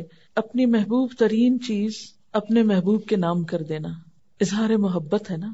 ابراہیم علیہ السلام نے بھی اللہ تعالیٰ سے محبت کا ایک دعویٰ کیا تھا کہ مجھے تجھ سے محبت ہے، اور والذین آمنوا اشد حبا للہ، اور یہ کہ جب اللہ کی محبت انسان کے دل میں آتی ہے تو پھر دنیا کی کوئی دوسری چیز اس کا راستہ نہیں روکتی۔ اس راہ میں انسان کو مال دینا پڑے یا اولاد دینی پڑے یا پھر کبھی اپنا آپ بھی دینا پڑے۔ اسی لیے اس موقع پر جانور کی قربانی ایک سمبل کے طور پر ہے، جان قربان کرو، یعنی اگر آپ ویسے روپیہ پیسہ دے دیں گے تو بات نہیں بنے گی، جان دو، کیونکہ انہوں نے اپنے بیٹے کی جان دینے کے لیے کوئی بھی ہچکچاہٹ نہیں کی تھی۔ آپ دیکھیں دنیا میں محبتوں کے بہت قصے ہیں، اور ہر محبت کے ساتھ قربانی کا قصہ بھی، کیونکہ محبت کی تکمیل ہوتی نہیں، محبت کی تعریف مکمل نہیں ہوتی جب تک اس میں قربانی نہ ہو۔ ماں کو اگر اپنے بچے سے محبت ہے کیسی کیسی قربانی کرتی، شوہر کو اگر بیوی سے محبت ہے تو اس کے لیے کیسی کیسی قربانی کرتی، بیوی کو شوہر سے محبت ہے تو کیسی قربانی کرتی ہے اس کے لیے۔ تو دنیا میں بھی انسانوں کے درمیان محبت کے جتنے رشتے ہیں ان سب میں بھی قربانی پائی جاتی، اور اگر معاملہ بندے اور بندے کا نہیں، بندے اور رب کا ہو تو کیا اس میں کوئی قربانی نہیں ہوگی؟ تو ہر سال جو مسلمان یہ قربانی کرتے ہیں یہ کس لیے کرتے ہیں؟ اپنی محبت کے اظہار کی علامت کے طور پر، دس از اے سمبل کہ اللہ تیری خاطر یہ خون بہا سکتے ہیں تو تیری خاطر اپنی گردن بھی کٹا سکتے ہیں۔ اور آپ دیکھیں کہ ابراہیم علیہ السلام کو اللہ تعالیٰ نے کیا عطا کیا، انہوں نے اللہ سے محبت کا دعویٰ کیا تو اللہ نے بھی ان کو اپنا دوست کہا، واتخذ اللہ ابراہیم خلیلا، اللہ نے ابراہیم علیہ السلام کو اپنا دوست بنا لیا۔ تو دوستی کا ثبوت تو قربانی سے ہی ہوتا ہے۔ عام روزمرہ زندگی میں بھی آپ دیکھتے ہیں کہ جس سے محبت ہوتی ہے اس کے لیے ہم تحفے کا اہتمام کرتے۔ یہ تحفہ دینا کیا ہے دراصل؟ یہ تو نہیں کہ دوسرا شخص کو مفلس ہے، کوئی غریب ہے، فقیر ہے تو آپ اس کو کچھ پیش کر رہے ہیں کہ آپ کی غربت اور فقر دور ہو جائے، وہ تو صدقہ ہوتا ہے۔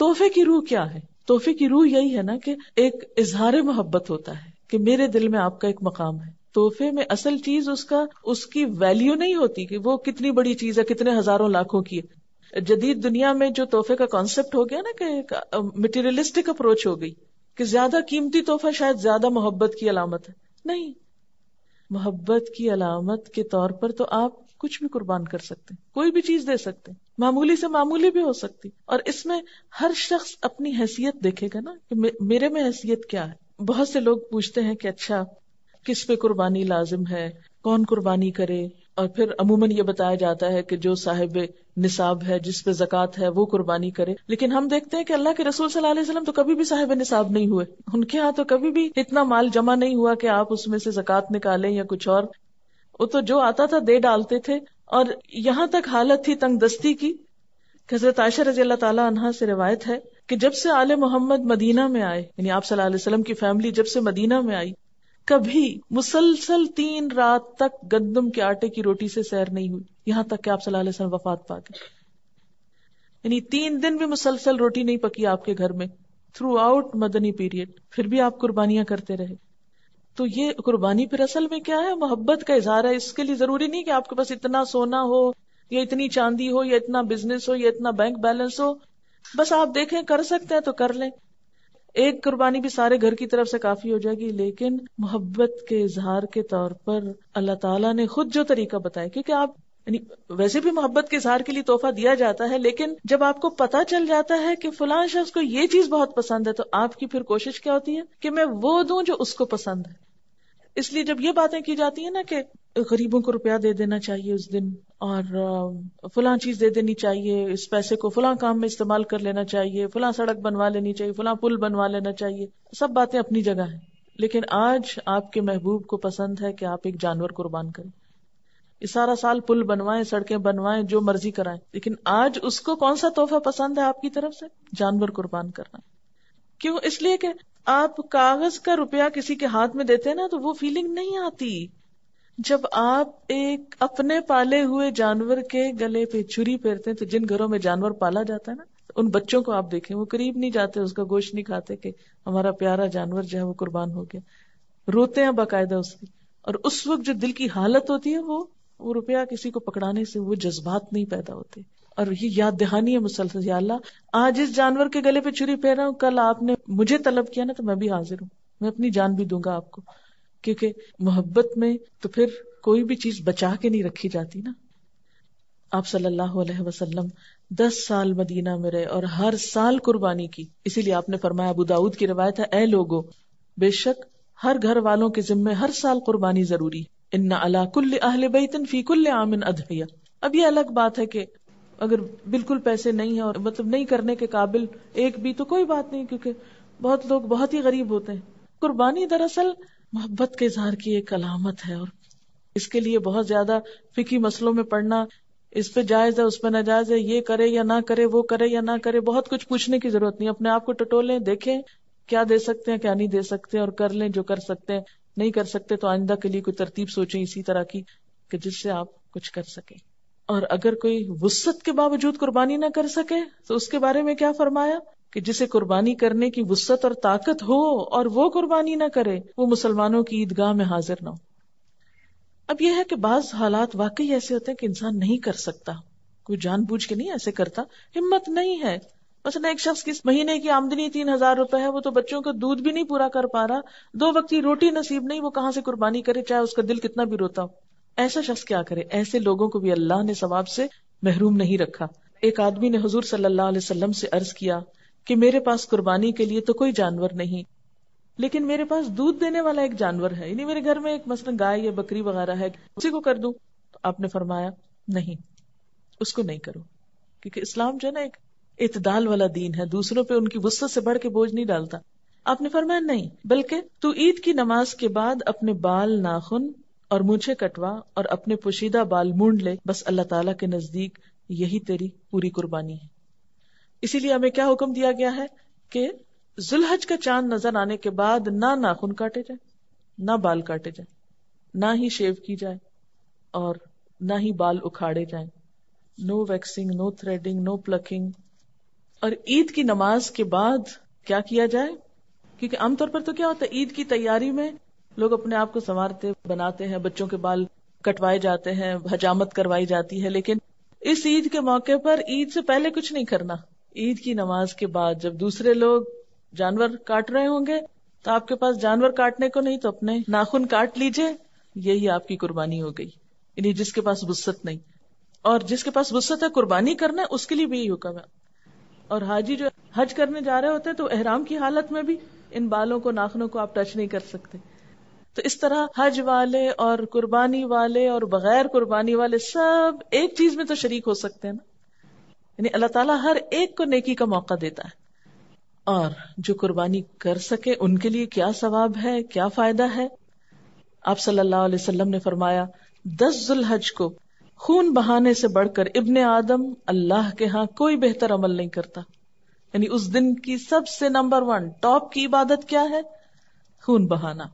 یہ جانور قیامت کے دن اپنے سینگوں، کھروں اور بالوں سمیت آئیں گے، اور خون کے زمین پر گرنے سے پہلے اللہ کے ہاں اس کا ایک مقام ہوتا ہے. یعنی وہ خون زمین پہ جو گرنے لگتا ہے تو اس سے پہلے وہ اللہ کے ہاں ویلیو کر لیا جاتا ہے. اس جانور کا اتنا خون جائے گا اور وہ ثواب لکھ لیا جاتا ہے. اس لیے تم یہ قربانی خوش دلی سے کیا کرو. آپ نے فرمایا اے لوگو قربانی کرو، جانوروں کا خون آخرت کے ثواب کی نیت سے بہاؤ. قربانی کے جانور کا خون اگرچہ ظاہراً زمین پہ گرتا ہے یعنی برباد ہوتا دکھائی دیتا ہے، لیکن حقیقتاً اللہ کے خزانے میں چلا جاتا ہے. یعنی جانور کا بہا ہوا خون جو ہے وہ بھی کاؤنٹ ہوتا ہے ثواب میں. آپ صلی اللہ علیہ وسلم سے پوچھا گیا کہ اس قربانی سے ہمیں کیا ملے گا، کیا فائدہ ہوگا؟ آپ نے فرمایا ہر بال کے بدلے میں ایک نیکی ملے گی. صحابہ کرام کہنے لگے اور بھیڑ کی اون کے بدلے؟ کیونکہ بھیڑ کی اون میں زیادہ بال ہوتے ہیں نا، وہ جڑے جڑے ہوتے ہیں اکٹھے اور بہت باریک باریک ہوتے ہیں. فرمایا بھیڑ کی اون کے ہر بال کے بدلے میں بھی ایک نیکی ہے. یہ دمبا یا بھیڑ جو ہوتی ہے اس پہ زیادہ بال ہوتے ہیں تو ایک ایک بال کے بدلے ایک ایک نیکی. پھر اسی طرح ایک اور جگہ پر آتا ہے کہ فربا جانور کی یعنی اچھے صحت مند جانور کی قربانی کرو کیونکہ یہ پل صراط پہ تمہاری سواریاں ہوں گے. یہ بھی ایک فائدہ ہے، قیامت کے دن آپ کو یہ سب اجر ملے گا. لیکن دنیا میں بھی کیا ہوتا ہے، قربانی کے کئی فائدے ہیں. لوگ تو کہتے ہیں نا لو اتنے پیسے ہر سال ضائع ہو جاتے ہیں، اتنے جانور کٹ جاتے ہیں، لیکن بات یہ ہے کہ ایک ایک چیز اس کی کام آتی ہے. مثلاً خون جو ہے وہ زمین پہ گرتا ہے تو زمین زرخیز ہوتی ہے. بعض پودوں کو تو آپ نے دیکھا ہوگا کہ خاص طور پہ ڈالا جاتا ہے کہ وہ زیادہ بڑھتے ہیں اس کی وجہ سے. اسی طرح گوشت جو ہے وہ لوگوں کے لیے ایک بہت زبردست غذائی ضرورت پوری کرتا ہے. عام دنوں میں صاحب حیثیت لوگ تو گوشت کھا لیتے ہیں، لیکن اس قربانی کی برکت سے وہ لوگ بھی گوشت کھا لیتے ہیں کہ جو سارا سال گوشت افورڈ نہیں کر سکتے، جن کو سارا سال چکھنے کو نہیں ملتا. تو ان دنوں جب بہتات ہوتی ہے تو ان تک بھی کچھ نہ کچھ خیر پہنچ جاتی. اور لٹرلی کئی ایسے لوگوں کے ساتھ ملاقات کا موقع ملا جنہوں نے پرسنلی مجھے بتایا قربانی کے علاوہ ہم تو گوشت کا سوچ بھی نہیں سکتے. تو قربانی ہوتی ہے ان تک جاتا ہے، اس لیے ان کو بھی غذائیت پہنچ جاتی. کیونکہ آپ غریبوں کو پیسہ دیں گے وہ معلوم نہیں اور کس کام لگا دیں گے، پھر ان کی صحت جائے گی. تو صحت ہو تو سب کام ہوتے ہیں نا. تو اس طرح ایک طرح سے انہیں سال میں ایک اچھی خوراک بھی مل جاتی. پھر اسی طرح یہ ہے کہ کھال اور اون وغیرہ کا کتنا بزنس ہوتا ہے. پھر یہ کہ وہ کتنے لوگوں کے بزنس بڑھتے ہیں اس سے، یعنی کھالوں کو اکٹھا کرنے سے لے کر ان کو بیچنے تک اور ایکسپورٹ امپورٹ اور معلوم نہیں کیا کچھ اس کے ذریعے کتنے بے شمار لوگ جو ہیں ان کاموں میں انوالو ہو جاتے ہیں. ان سب کو ایک طرح سے کام مل جاتا ہے. پھر بہت سے لوگ جن کو پتا ہوتا ہے کہ سال میں ہمارے جانور فلاں موقع پر بکیں گے، وہ کیا کرتے ہیں، جانور پالنا شروع کر دیتے ہیں. ان کو ایک کام مل جاتا ہے. ایک تو یہ کہ غریب کو آپ پیسے پکڑائیں، اور ایک یہ ہے کہ وہ جانور پالے، وہ بھی کسی کام لگے، اور پھر آپ اس کو پیسے دیں اور وہ اپنے ہاتھ کی کمائی سے کھائے، بنسبت اس کے کہ آپ اس کو صرف صدقے سے کھلاتے رہیں.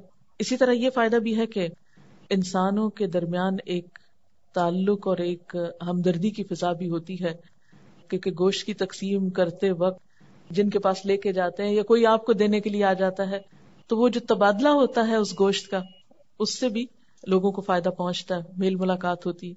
پھر گوشت زیادہ ہو جاتا ہے تو دعوتیں بھی کی جاتی ہیں، اس سے بھی میل ملاقات بڑھتی ہے. قربانی کا جانور یہ ضروری ہے کہ وہ صحت مند جانور ہو، اس میں عیب نہ ہو، اور پھر یہ کہ 2 دانت والا جانور ہو جس کی عمر جو ہے وہ کم از کم 1 سال ہو، کیونکہ بہت چھوٹا جانور جو بچہ نہیں اس میں کر سکتے. پھر جس نے قربانی کرنا ہو اس کے لیے حکم ہے کہ وہ جس نے ذوالحج کا چاند دیکھ لیا اور قربانی کا ارادہ رکھتا ہے تو اسے بال اور ناخن نہیں تراشنا چاہیے. پھر اسی طرح یہ ہے کہ حضرت عطا بن یسار کہتے ہیں کہ میں نے ابو ایوب انصاری سے پوچھا کہ آپ صلی اللہ علیہ وسلم کے زمانے میں قربانیاں کیسے ہوتی تھی، یا آپ کیسے کرتے تھے قربانیاں؟ تو انہوں نے کہا کہ ایک آدمی ایک بکری اپنی طرف سے اور اپنے اہل خانہ کی طرف سے قربانی کر دیتا تھا. یعنی ضروری نہیں کہ گھر کا ہر شخص ہی کرے، ایک جانور سب کی طرف سے بھی ہو سکتا ہے. وہ خود بھی اس میں سے کھاتے تھے، اوروں کو بھی کھلاتے تھے. ہوتے ہوتے لوگ فخر کرنے لگے اور نوبت یہاں تک پہنچ گئی جو تم دیکھ رہے ہو. یعنی ایک ایک گھر میں کئی کئی ہونے لگی، اور وہ اللہ کی خاطر نہیں بلکہ فخر کے لیے، بتانے کے لیے، لوگوں کو دکھانے کے لیے. پھر اسی طرح یہ ہے کہ قربانی عید کی نماز پڑھ کے کرنی چاہیے. عید کی نماز سے پہلے اگر کسی نے قربانی کر لی تو وہ قربانی نہیں ہوتی. پھر اسی طرح اس کے لیے نیت ضروری ہے. مثلا اگر کوئی بچڑ اس دن اپنے دکان کھولنے کے لیے قربانی کر رہا ہے تو وہ بزنس کے لیے کر رہا ہے، اللہ کی خاطر نہیں. تو چاہے وہ عید کے دن ہی کرے، اس کا وہ اجر و ثواب نہیں ہے جو ایک شخص فی سبیل اللہ کرتا ہے. اسی طرح کچھ ادب آداب بتائے گئے ہیں کہ جب قربانی کی جائے تو چھری تیز ہو، کیونکہ آپ نے فرمایا کہ ہر چیز پر احسان کرنا چاہیے. اللہ تعالیٰ نے ہر چیز پر احسان فرض کیا ہے. بس جب تم قتل کرو تو اچھی طرح، اور ذبح کرو تو اچھی طرح. جب تم میں سے کوئی ذبح کرنا چاہے تو چھری کو اس طرح تیز کرے، یعنی خوب تیز کر لے، اور اپنے جانور کو آرام دینی فوراً وہ کام مکمل ہو جائے. پھر اپنے ہاتھ سے ذبح کرنا بہتر ہے، زیادہ اجر و ثواب کا باعث ہے. اگر ہاتھ سے موقع نہ ملے تو کم از کم جا کے ہاتھ رکھیں، قریب ہوں، دیکھیں. پھر اس کے بعد یہ کہ مخصوص دعا پڑھی جاتی ہے، انی وجہت وجہ للذی فطر السماوات والارض حنیفا وما انا من المشرکین. یہ ساری دعا پڑھ کے اللہم منک ولک تقبل منی کما تقبلت من ابراہیم خلیلک بسم اللہ اللہ اکبر. کیا مطلب ہے اس کا؟ اے اللہ تیری طرف سے، یعنی تو نے دی ہے مجھے، یہ میرا تو کچھ نہیں اس میں، ولک تیری خاطر قربان کرتا ہوں، تقبل منی تو مجھ سے قبول کر لے، کما تقبلتا جس طرح تو نے قبول کی تھی قربانی، من ابراہیم خلیلک اپنے دوست ابراہیم سے علیہ السلام. بسم اللہ اللہ کے نام کے ساتھ، اور اللہ سب سے بڑا. پھر اسی طرح یہ کہ قربانی کے گوشت کا استعمال کیسے ہونا چاہیے. حدیث میں آتا ہے فَكُلُوا وَتَصَدَّقُوا وَادَّخِرُوا، کھاؤ اور صدقہ کرو اور رکھ چھوڑو. یعنی کھا بھی سکتے ہو، صدقہ بھی کر سکتے ہو، اور تھوڑا فریز بھی کر سکتے ہو. اور اس زمانے میں خشک کیا جاتا تھا، یعنی اس میں کوئی حرج نہیں کہ اگر انسان کل کے لیے کچھ اس میں سے بچا لے. سورۃ الحج میں آتا ہے فَكُلُوا مِنْهَا وَأَطْعِمُوا الْقَانِعَ وَالْمُعْتَرَ، خود بھی کھاؤ اور مسکین اور سوال کرنے والوں کو بھی کھلاؤ. یعنی عام طور پر صحابہ کرام یا لوگوں کا طریقہ کیا رہا ہے، 3 حصے کرتے تھے گوشت. ایک حصہ خود کھایا، ایک رشتہ داروں کو دیا، غریبوں کو دیا. لیکن یہ فرض نہیں ہے، یہ پسندیدہ ہے، مستحب ہے ایسا کرنا. اگر کوئی نہیں کرنا چاہتا، سارا صدقہ کرنا چاہتا کر لے، سارا خود کھانا چاہتا ہے کھا لے، آدھا رکھ کے آدھا کھانا چاہتا ہے رکھ لے، کوئی حرج نہیں. لیکن ظاہر ہے کہ اگر آپ اس کی تقسیم زیادہ اچھی طرح کریں گے تو زیادہ ثواب پائیں گے، ورنہ آپ کا کام یعنی آپ کی ذمہ داری پوری ہوگی جب اس کا خون بہہ گیا. اور اگر کچھ بھی کھانے کا اور کسی کو دینے کا موقع نہیں، جیسے پہلے مینا میں ہوتا تھا کہ سب قربانیاں جو ہیں وہ پھر اکٹھی کر کے جلا دی جاتی تھی، کیونکہ سب استعمال نہیں ہو سکتا تھا، پاسبل نہیں تھا اتنے جانوروں کا کھانا اور کھلانا اور اس کا استعمال. لیکن اب تو اس کے لیے کافی اچھے انتظامات ہو گئے. پھر اسی طرح یہ ہے کہ کھال کو گھر میں استعمال کے لیے رکھا جا سکتا ہے. مثلا اگر آپ گھر میں نماز کے لیے مصلی بنانا چاہیں یا کسی اور استعمال میں لانا چاہیں تو لا سکتے ہیں، لیکن فروخت نہیں کر سکتے، بیچ نہیں سکتے، اور مزدوری بھی نہیں دے سکتے قصاب کی. بہتر یہی ہے کہ اس کو بھی صدقہ کر دیا جائے، لیکن وہ فی سبیل اللہ صدقہ ہوگا، اس کو ثواب کی نیت سے صدقہ کیا جائے گا. یہ نہیں کہ آپ اس کو کسی دنیا کے کام کے استعمال کے لیے کسی کو دیں.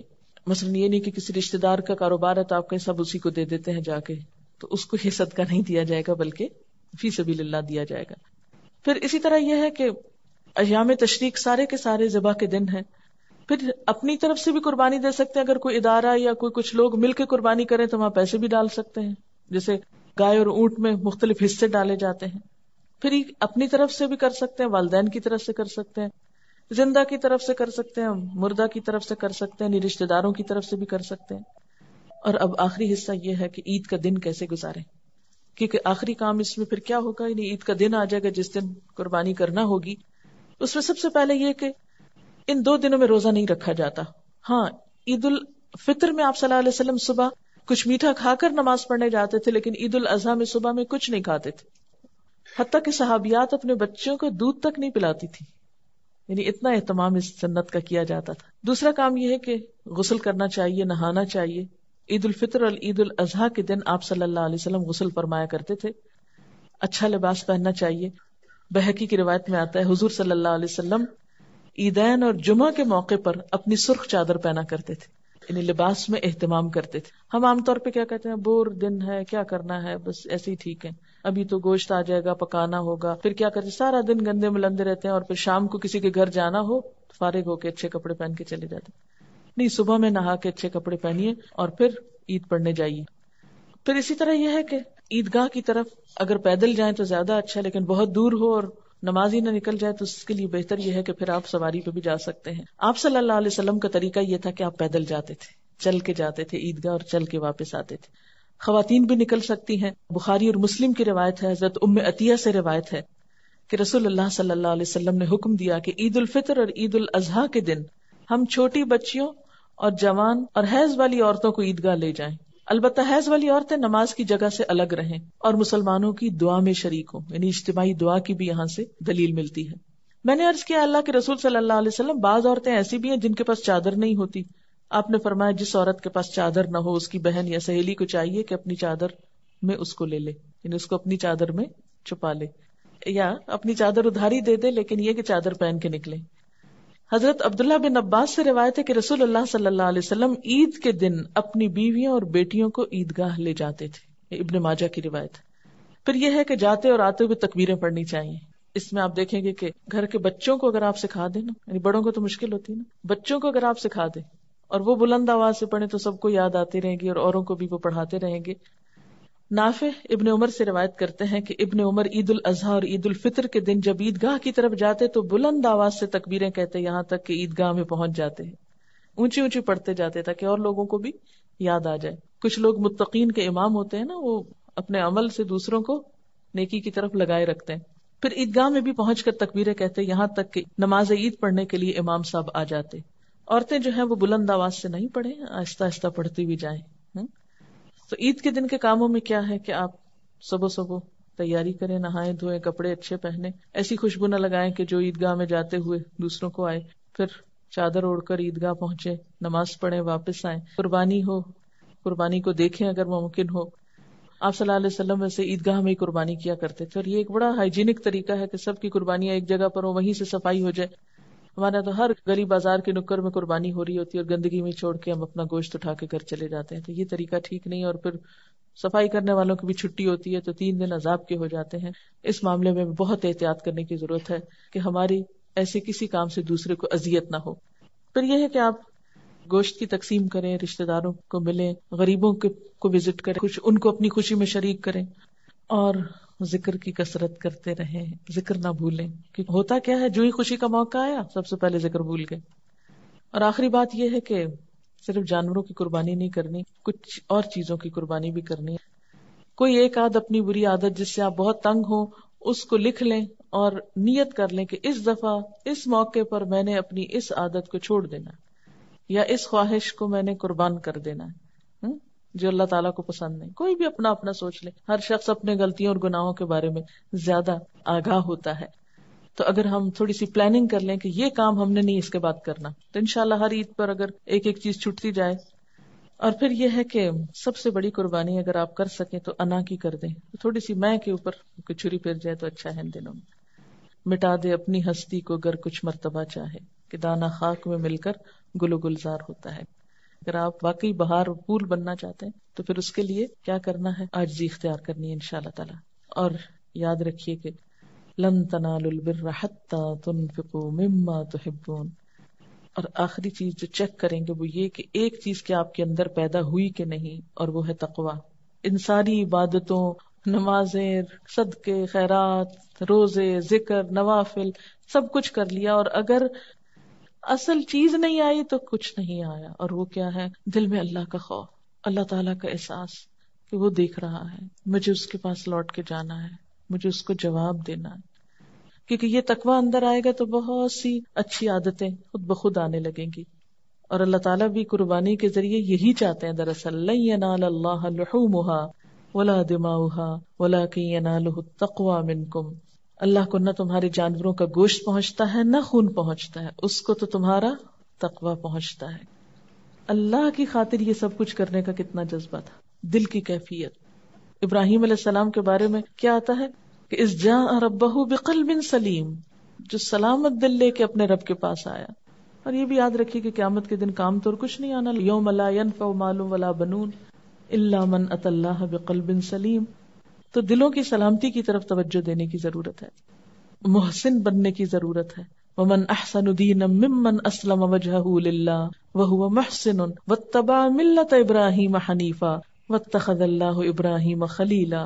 اس شخص سے بہتر اور کس کا طریقے زندگی ہو سکتا ہے جس نے اللہ کے آگے سر تسلیم خم کر دیا اور اپنا رویہ نیک رکھا اور یکسو ہو کر ابراہیم علیہ السلام کے طریقے کی پیروی کی، اس ابراہیم کے طریقے کی جسے اللہ نے اپنا دوست بنا لیا.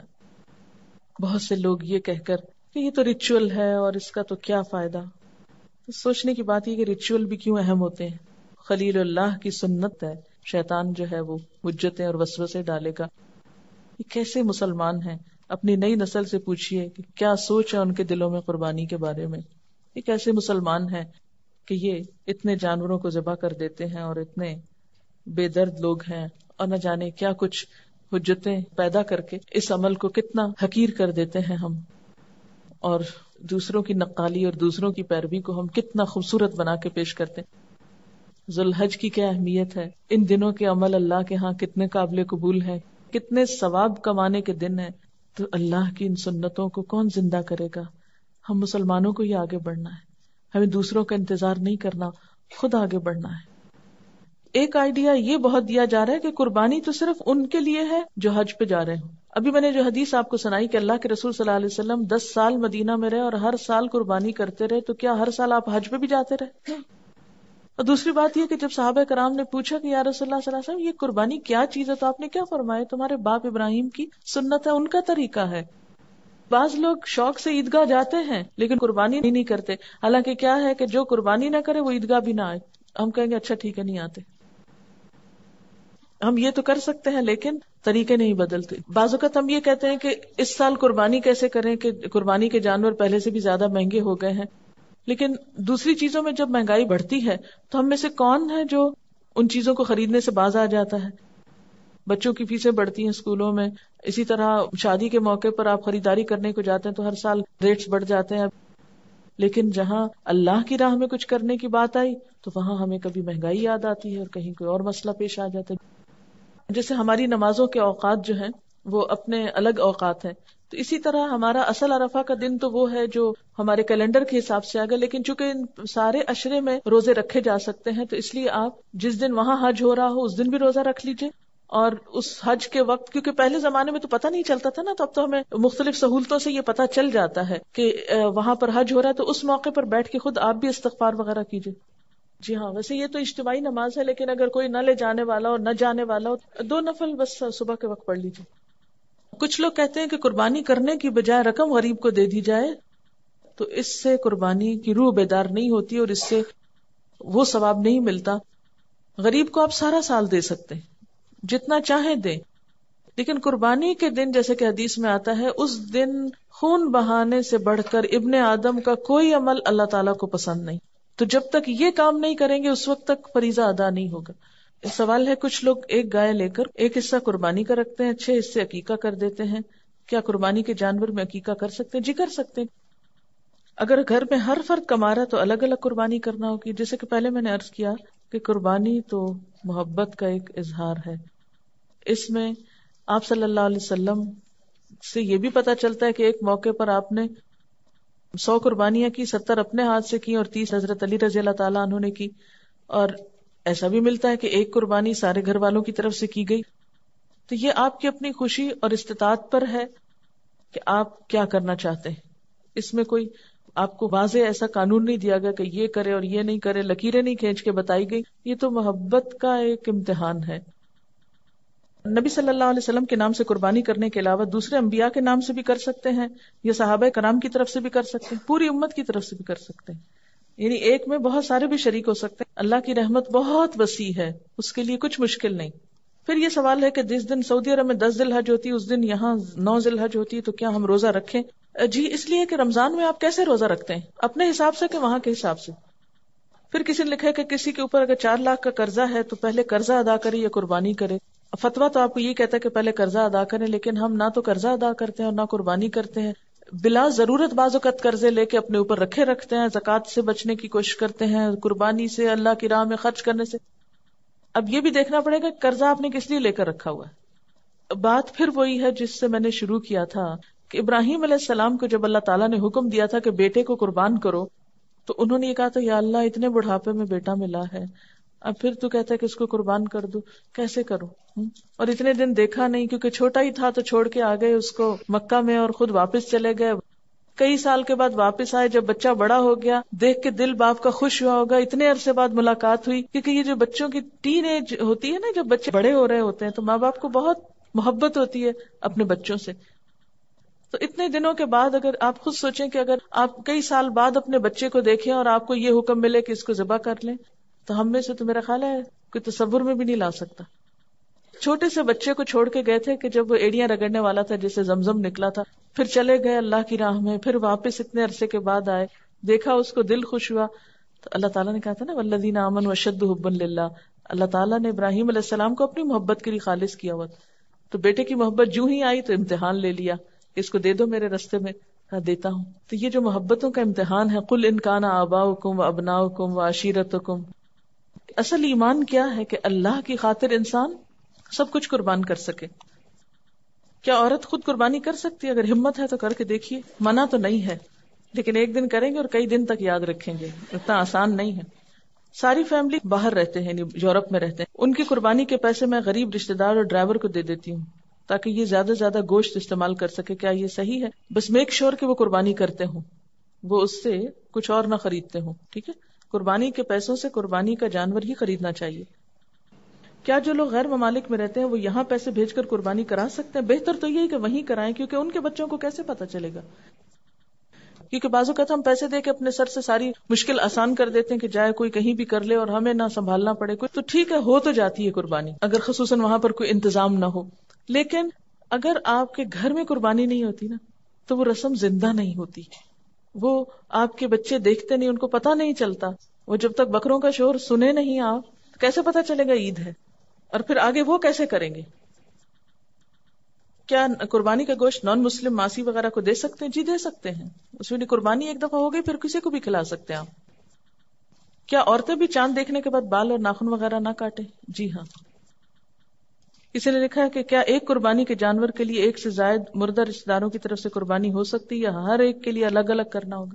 آپ دیکھیے کہ اگر آپ میں استطاعت ہے تو ہر ایک کے لیے الگ بھی کر سکتے ہیں، اور اگر نہیں ہے تو ایک میں سب کی نیت کر سکتے ہیں. ٹھیک ہے، کیونکہ آپ صلی اللہ علیہ وسلم نے پورے گھر والوں کی طرف سے ایک بکری بھی کی ہے. ٹھیک ہے نا.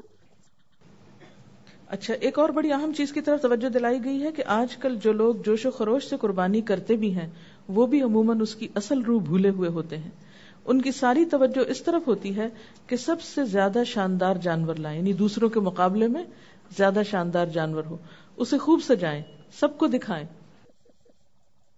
دیکھیے کہ اگر قل ان صلاتی و نسکی و محیای و مماتی للہ رب العالمین، جب تک اللہ کے لیے نہ ہو اور اللہ تعالیٰ کو، تو نہ ان بکروں کی شکلیں دیکھنی ہے، نہ ہمارے کوانٹٹی اور اس کی کوالٹی کو دیکھنا ہے. بس ایک معقول حد میں اگر ہم اخلاص کے ساتھ وہ قربانی کرتے ہیں بغیر کسی ریاکاری اور دکھاوے کے، تو انشاءاللہ تعالیٰ وہ کہیں زیادہ بہتر ہے بنسبت اس کے کہ ہم دکھاوے میں لاکھ روپیہ لگائیں.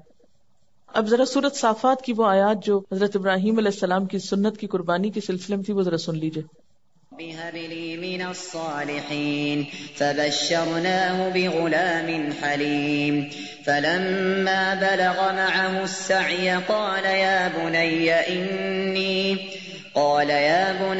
إِنِّي أَرَىٰ فِي الْمَنَامِ أَنِّي أَذْبَحُكَ فَانظُرْ مَاذَا تَرَىٰ قال يا أبت افعل ما تؤمر ستجدني إن شاء الله من الصابرين فلما أسلما وتله للجبين وناديناه أن يا إبراهيم قد صدقت الرؤيا إنا كذلك نجزي المحسنين إن هذا لهو البلاء المبين وفديناه بذبح عظيم وتركنا عليه في الآخرين سلام على إبراهيم كذلك نجزي المحسنين إنه من عبادنا المؤمنين. عشرہ ذی الحج میں پڑھی جانے والی تکبیرات، یعنی پہلے 10 دنوں میں پڑھی جانے والی تکبیرات: اللہ اکبر اللہ اکبر، لا الہ الا اللہ واللہ اکبر، اللہ اکبر وللہ الحمد. اچھا، اس کے علاوہ ایک اور تکبیر ہے: اللہ اکبر کبیرہ والحمد للہ کثیرہ وسبحان اللہ بکرۃ واصیلا. اللہ اکبر کبیرہ، اللہ بہت بڑا ہے، بہت ہی بڑا. اللہ اکبر کبیرہ والحمد للہ کثیرہ، اور اللہ کا شکر بہت زیادہ. وسبحان اللہ، اور اللہ کی تسبیح بکرۃ واصیلا، صبح اور شام. ایک اور تکبیر بھی ہے: اللہ اکبر اللہ اکبر اللہ اکبر، لا الہ الا اللہ وحدہ لا شریک لہ، لہ الملک ولہ الحمد وہو علی کل شیء قدیر. وآخر دعوانا ان الحمد للہ رب العالمین. سبحانک اللہم وبحمدک، نشہد ان لا الہ الا انت، نستغفرک ونتوب الیک. والسلام علیکم ورحمۃ اللہ وبرکاتہ.